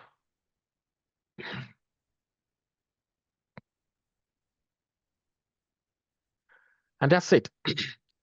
That's my table. right? Here you can see I put no, and like I said earlier when I was talking about data types, you see when I mentioned float is numeric. So the figures you see there, I'm just bringing it in that way. Okay, I put this data into here and I have thousands of records here. But you can see here, I have the date, I have the security, which is the company code, and that is all this. The load. Now, I now bring in separately the company's table. I went in to look for this as well. Show you that table structure as well. That's the table structure. And here I'm just applying the date, which is the default. Okay, and that's the data now. I brought this data in from another page on the website. Okay, and then I brought this data in as well from another page, which is just telling me the sector and all the stuff like that. Yeah. But you can see from the sector here, I cannot tell which company belongs to which sector because I don't have a relationship between them. Yeah. Yeah, look at the company, right? And look at the data. Look at that, there's no relationship. But when the aim is to now create a model. So now I'm going to link the company to the sector and to the trading data. Okay. So I even have here also the list of the registrars. Still a standalone table, no relationship. I think what other one, and then I also have here markets as well. It just gives, so there's nothing. But now I'm now going to create a model, which I'm going to show you one of the outputs, which I'm still working on. And now begin to model this. And what I first did is I'm using stored procedure. I don't want to jump, but just for you to have a better understanding.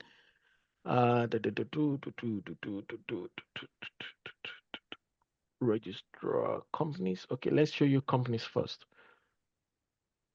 I wrote this script.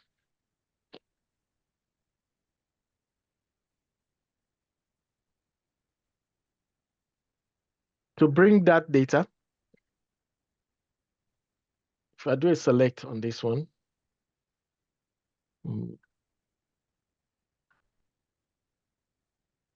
what's wrong? Left join, okay. Okay, you can see. But now, you see earlier you did not have this company ID in this original one. Where's that? Oh, I do, sorry, I have that. Okay, I have that, but you can see the company ID. But now, what you can see, you can now see the market in there, which was not there before. It wasn't in the original one.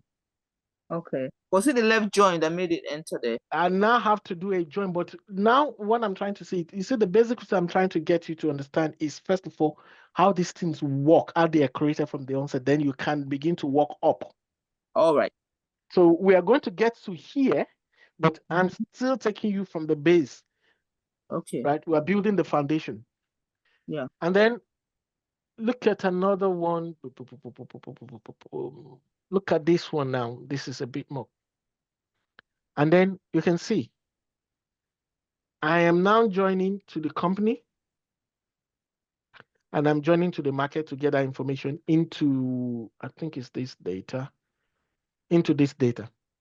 This one do not have the market. It did not have the market, and it did not have the sector as well. It doesn't have sector, it doesn't have market, it doesn't have the registrar as well, and everything. And you can see I'm bringing everything into it right now from what I'm doing here. You're going to do something close to this. May not be as complex as this, but we do something close to this. And this is now what I've now taken that. This is my store procedure. And now this is now generating my data. It's doing the transformation and everything for me, which is what SQL is all about, transformation. And then I load that data into another table, another set of table. In this case, I have this, which is, and that's this script, right, is what populates this table. You can now see the difference between this and the original one which I got earlier, even from the name. So this is how it works. And now you can now see I have I've changed the name. I've changed the name from security to stock code. Now I have what? ID linking back to sector. And sector, that sector table contains sector and subsector. And then I have the registrar and I have the market as well. And then you can see. And then, okay. But now this same data, which is now sitting here, is now used to do a prediction. That data is what is now used to do this prediction of the stock market. And if I will, let me show you, I have it here. Let me bring it into 4. Come on, sorry. Somebody, okay. And this is what this is it. So what I'm trying to teach you is how to take that raw data, right, and produce something like this. This is our end goal. Is it for each of the stock? Yeah, you can see the stock list here now. Yeah, you can see. Once I do, it will change. This is Power BI. Okay, this is Power BI. Okay. Yeah, this is Power BI. So you can see it changes as I change. It's interactive. Okay. Yeah, for each of the stocks, and you can see different things. Are you doing this for your work or personal? Personal. And then you can see, yeah, you can see here, and then I can filter. This information was not. This information is generated from that raw data which I showed you. Oh, okay. It's and that raw data is public. Yeah, it's public. And look at it. I can do a lot of things. Wow, this is. And there's still more. And there's still more coming. Right. Wow. So this is where we're going to. But you need to understand the basics before we get to here. If we don't understand the basics, you will not be able to do that. Because why? Normalization and denormalization have come into play here a lot, right? Foreign key, primary key, and all the stuff has come into play here as well. Yeah. Select star and filter and everything has come into play here. And that is why I want you to get that. And once you get this, boom, you can do. Once you get the basics, you can just build on it. Okay. So it's important we do more reading, more self-teach learning. Definitely. To understand this and definitely and do the assignment. Definitely. From next week, once we install the software on your local machine and everything, I already have a link for you to do the download and install before we come into class next week, so that by the time we come to class next week, we'll be ready. And I'll be sharing with you,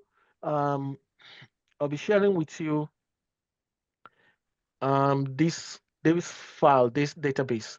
I will send it to you, and I will show you how to install it on your machine. Okay. So you don't have to worry about. I will provide this for you, and you will install it, and then we'll work on it. We'll work with it. Okay.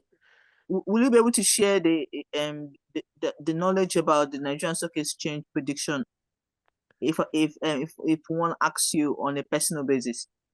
On a personal basis, yes. You can. Okay, thank you. Yeah, I trade the Nigerian stock market, so. Okay, thanks. Yeah. Okay. So that is where we're trying to get to. All right. Okay. And who is this? Who is this talking? It's Ngozi. Ngozi, oh, sorry, I didn't get your name. All right. Yeah.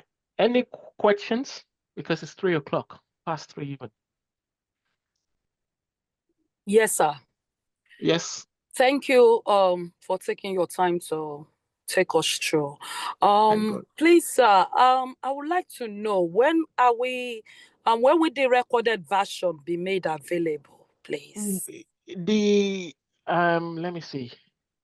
Jide, is Jide on here? Jide? Okay, Jide is not on here. I will speak to him after. Yeah, it's recorded, I guess. Because I had recording started something when we were starting. Yes. Sorry. Yeah, I think it's been automatically set to record. So the recording, do you have I shared the YouTube channel last week. Have you subscribed? No, I've not. I think my internet was playing up last week, so I wasn't able to conclude with the class. Okay. I was locked out. What's it called now? The internet, as I said, the internet. Was shared last week. Let me see. I don't remember the name at the top of my head as well. YouTube. I think it's called some data. Sorry, I don't want this one. Okay. SOM data. I think. Mr. Inka, Yeah, this is a YouTube channel. Okay. Okay. Oh, let me thank share you. the link. I'll share the link now. Okay. Where's chat? Sorry. Where's chat? Oh, come on, it's disappearing. Chat. Okay.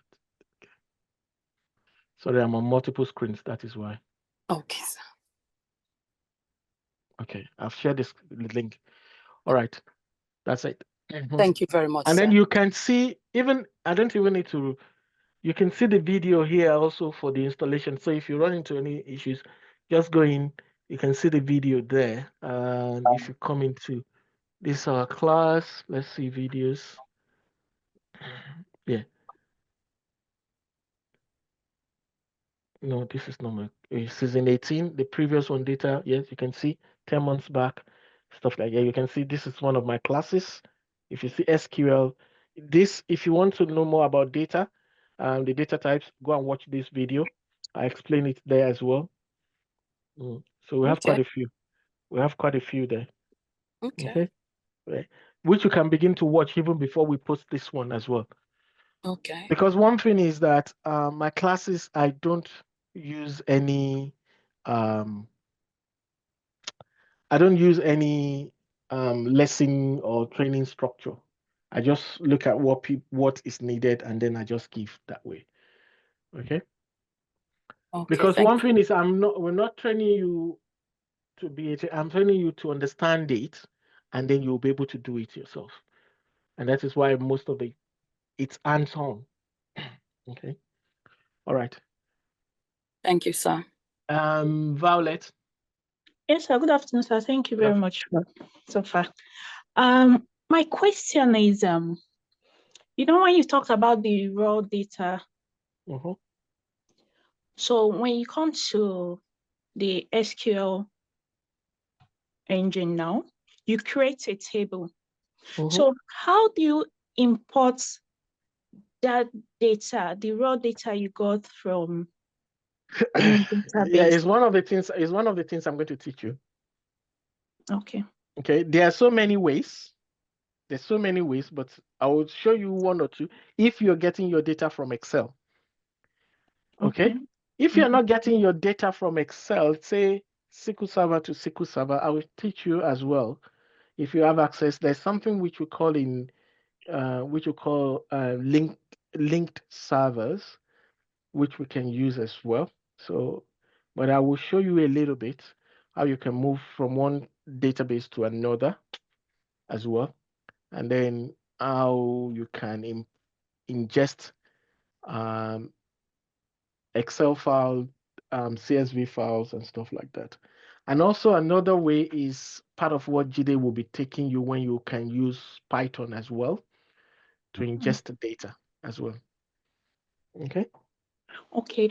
So let's say I'm working for an organization now as a data. I know you've been mentioning transactional and the analytical parts. Yeah. So who creates, because in my course, we're taught how to like design a database. So when you were showing those stuff, I understood. But during the course, I didn't even really understand how to apply the analytical aspect. I understand it, but I've just been wondering, so will I be asked, will the company ask me to create the structure, like when you show the ER diagram now? Yes and no, but no majorly. Because what happened is that, except if you are a database developer, okay, except if you are a database developer, will they ask you to create something like that, to create a database, right? Because we have been creating database commercially. So, but as a data analyst or data engineer, you will not. The only time you, and that is where this is where the yes comes in. The only time you will be creating your own database, and possibly this is when you are now creating what we call a data warehouse. There's something called, I said that is the transactional database, right? Which is what the business used to transact its business, is their bread and butter. Okay, but now the business is now moving a step further and say, okay, this is our address amount, but we want to know more about our data to be able to improve our performance. And that is where analytics, that is where we come in. Okay, so what now happens in that instance is that we'll say, for example, in many organizations, even small businesses, you find out that they have multiple sources of data. Like in an organization, I always use Tesco, for example, as an example. In Tesco, for example, Tesco will they have suppliers, they have customers, they have estate management, right? They have employees and everything. They have finance department, they have treasury department because they borrow money and all sorts of things. So all these lines of business, or the lines of business will have different systems, different database that is running them. Like the HR will have HR database system. They will have customer database.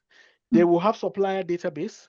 They will have estate, which is all their store locations, because it's assets to them. So they might even call it asset database.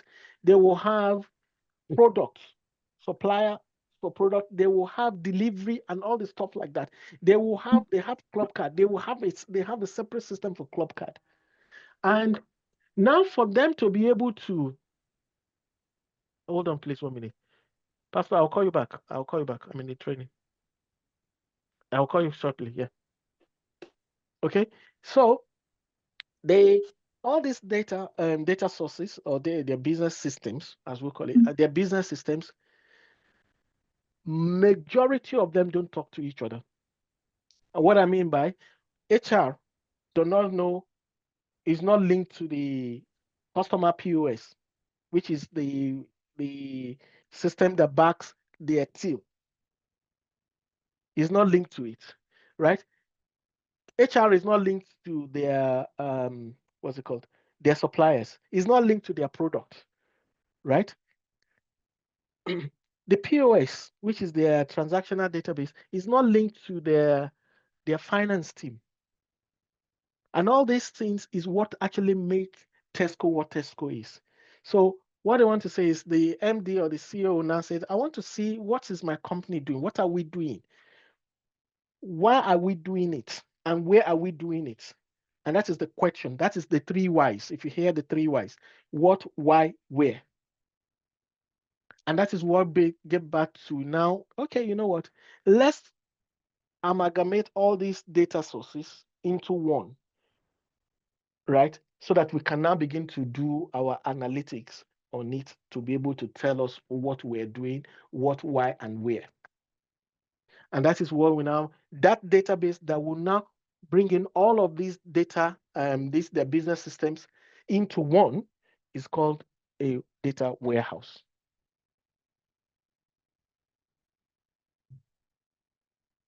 Okay. So it is now when you are creating your data warehouse, like you saw my own, I created the data because I brought data from different sources. If you look at mine, I'm not just bringing, at the end of the day, I'm not just bringing data from the Nigerian stock market now. I'm bringing data from the UK stock market as well, right? And what else? Yeah, I think UK stock market. And then even within the Nigerian stock market, I even went to another exchange, which is called the NASDAQ OTC. I'm bringing data from there as well into it. So you can see I brought in data into one place, into one database from 3 different sources. From 3 different sources into one. And now that data is within my power, I can do whatever I want with it. It's not affecting those 3 exchanges. I'm not doing anything with them. I'm not disrupting their business. No. If I change a figure, if I do anything, it's not affecting them. Everything is within, and that is what analytics is all about. So you sometimes have to create that. But when you are doing that, you can see in my database as well that there was this joint between my tables as well. But I know how to create the joins. And that is what you saw me doing when I showed you some of my script, my stop procedure to do that. Okay, it might look a bit daunting, but it's just one step at a time. You understand it, and it's interesting. I can't trade this for anything. Okay, and the accountants on board too. You will be able to upload your balance sheet. You will upload your balance sheet, and you'll be able to do a lot of other things. Or you can even create your balance sheet as well. From different, you load all the different data into you create a table and bring data from different sources, and then you can begin to merge it together, and then you can create your balance sheets in Power BI. And all you have to do, you don't have to be creating the Power BI, the thing all the time again. All you have to do is just go to your data source and make your change, load, and refresh your data, and then you can see it through. Okay. Is this still interesting? Unmute yourself. Now we come to the end of the class. Yes, sir. Yes, it is. Thank you very much. So, sir, are you saying yes, the last one? So when you get a raw data like that, so do you, while creating your table, so you create it with respect to what the attributes you want, right? Yeah, okay. Let's show what you you want this. to extract. Look at this one. Case study. Where's it gone? Is it down there? Okay. Look at this one now. Sample data. This is raw data that was given to me. Okay. Right? And I took this data. You can look at the column names there. Okay. And I took that data and I brought it into, where's my SQL Server? And I created another database because the company name is Fidelis. And I create this database, this database. I created the database, Fidelis Insurance, and I ingested the data in. You can see that data. I ingested the data in. And there are 2 data points, these 2. And I was able to create this. And I created from this. Yeah. I was able to create all this. Let me okay. You see, delegate me. I can bring you. Look at this. I've denormalized. So you look at that. I have my business category. I have my business class. I have my business class. I have business type. All from that one sheet. I was able to bring out all this. I did modeling. And if I can, let me see if I can show you the report I created for them. Okay. If it comes back quickly. So that one spreadsheet you saw, I'll show you what it has produced.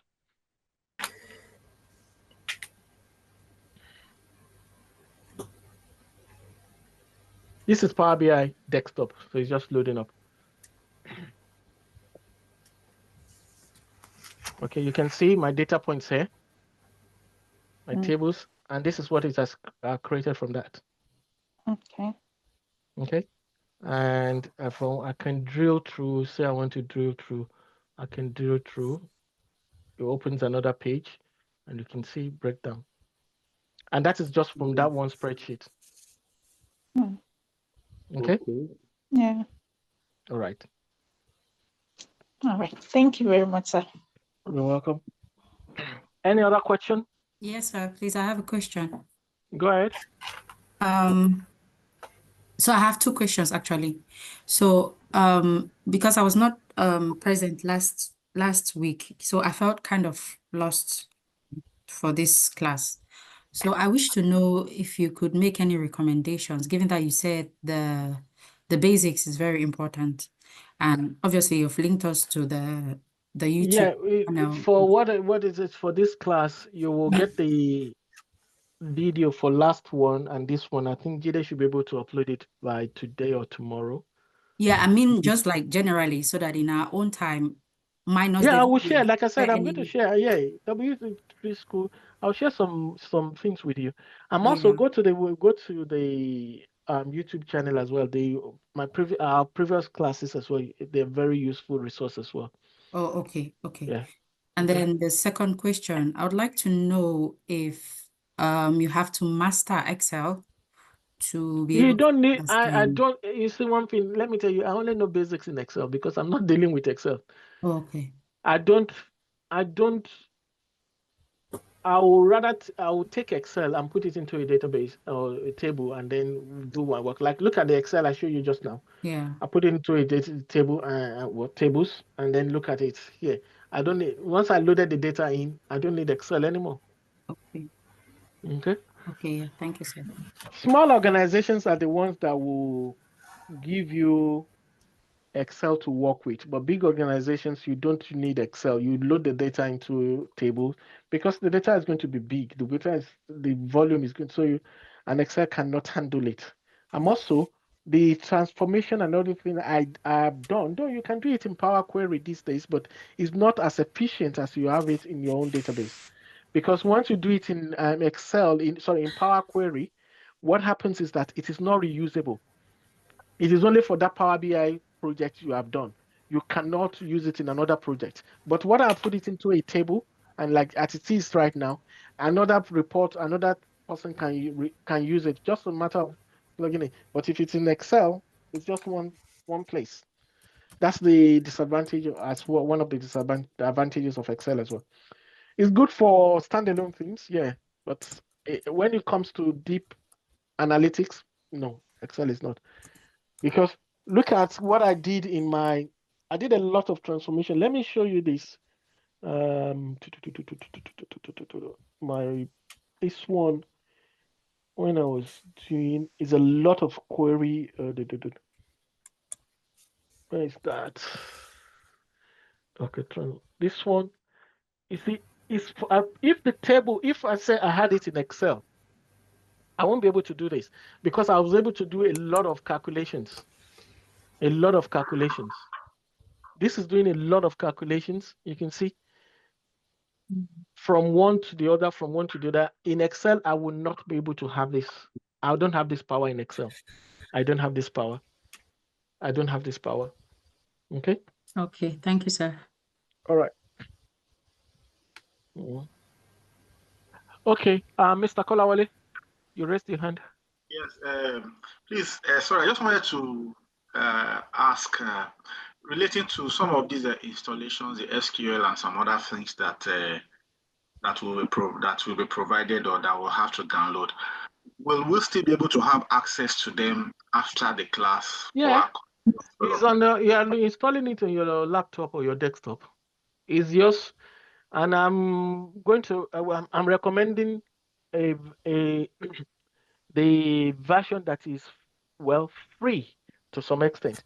free to some extent in the sense that it is free for you to use to do anything. It's the full installation of SQL Server, which is called the SQL Enterprise or Developers Edition, which is the same version as the Enterprise, but it's for developers like you and me.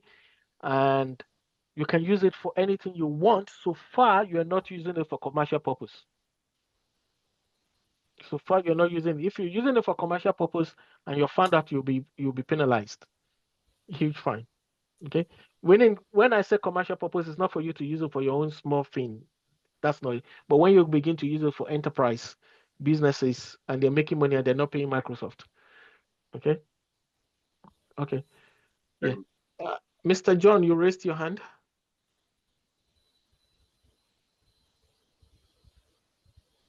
Yes. I don't know if possible if you can explain to us this SQL, the tools. There are top tools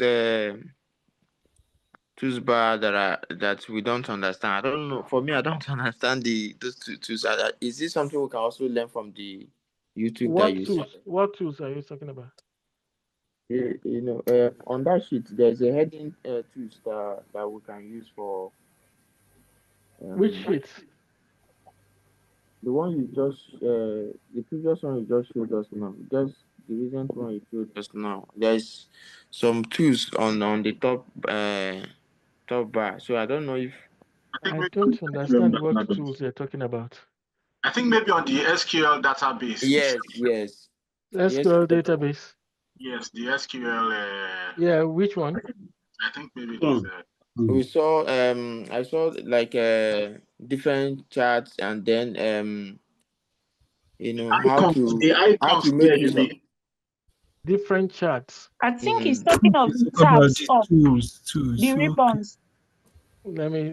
Is it this one? Wait, hold on. Is it this one?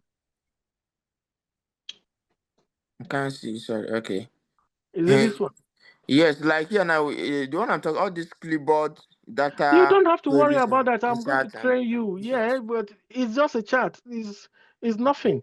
If I want to do it now, it's the data that will drive it. If you don't have data, you can't. It's not driven. Let me do one thing for you now to see. I'm selecting one now. Okay, that is it, and that is this. Look at it. It says table, right? For me, I can now come in here and now look at it. Okay, let me look for my fact table, and then I begin to drag and drop in here. I begin to drag and drop. You can see it's the data that I already have that it is displaying. Okay. It is just a way to display your data in different forms. If you don't have data, you can't do this. I can change this to something else. If it's clicked now, I can change it into something like this. Okay. It's just, this is what is called data visualization. You are just visualizing your data. Okay? All right. Okay. Thank you, sir. Yeah. Thank you so much. No worries. Yeah. Any other questions? All right. Thank you very much for today. I hope you enjoy it and enjoy the rest of your evening. Thank you so much. We shall meet again next week. Thank you so much. Thank you very much, sir. Thank you so much, sir. You're welcome. Thank you so much. I appreciate it. Thank you so much, sir. Thank you, God, sir. thank God. Is it still 1 p.m. for next? Yes, 1 p.m. Always 1 p.m. Okay, thank you, sir. All right. Okay then. Take care. Take care. Bye. Bye.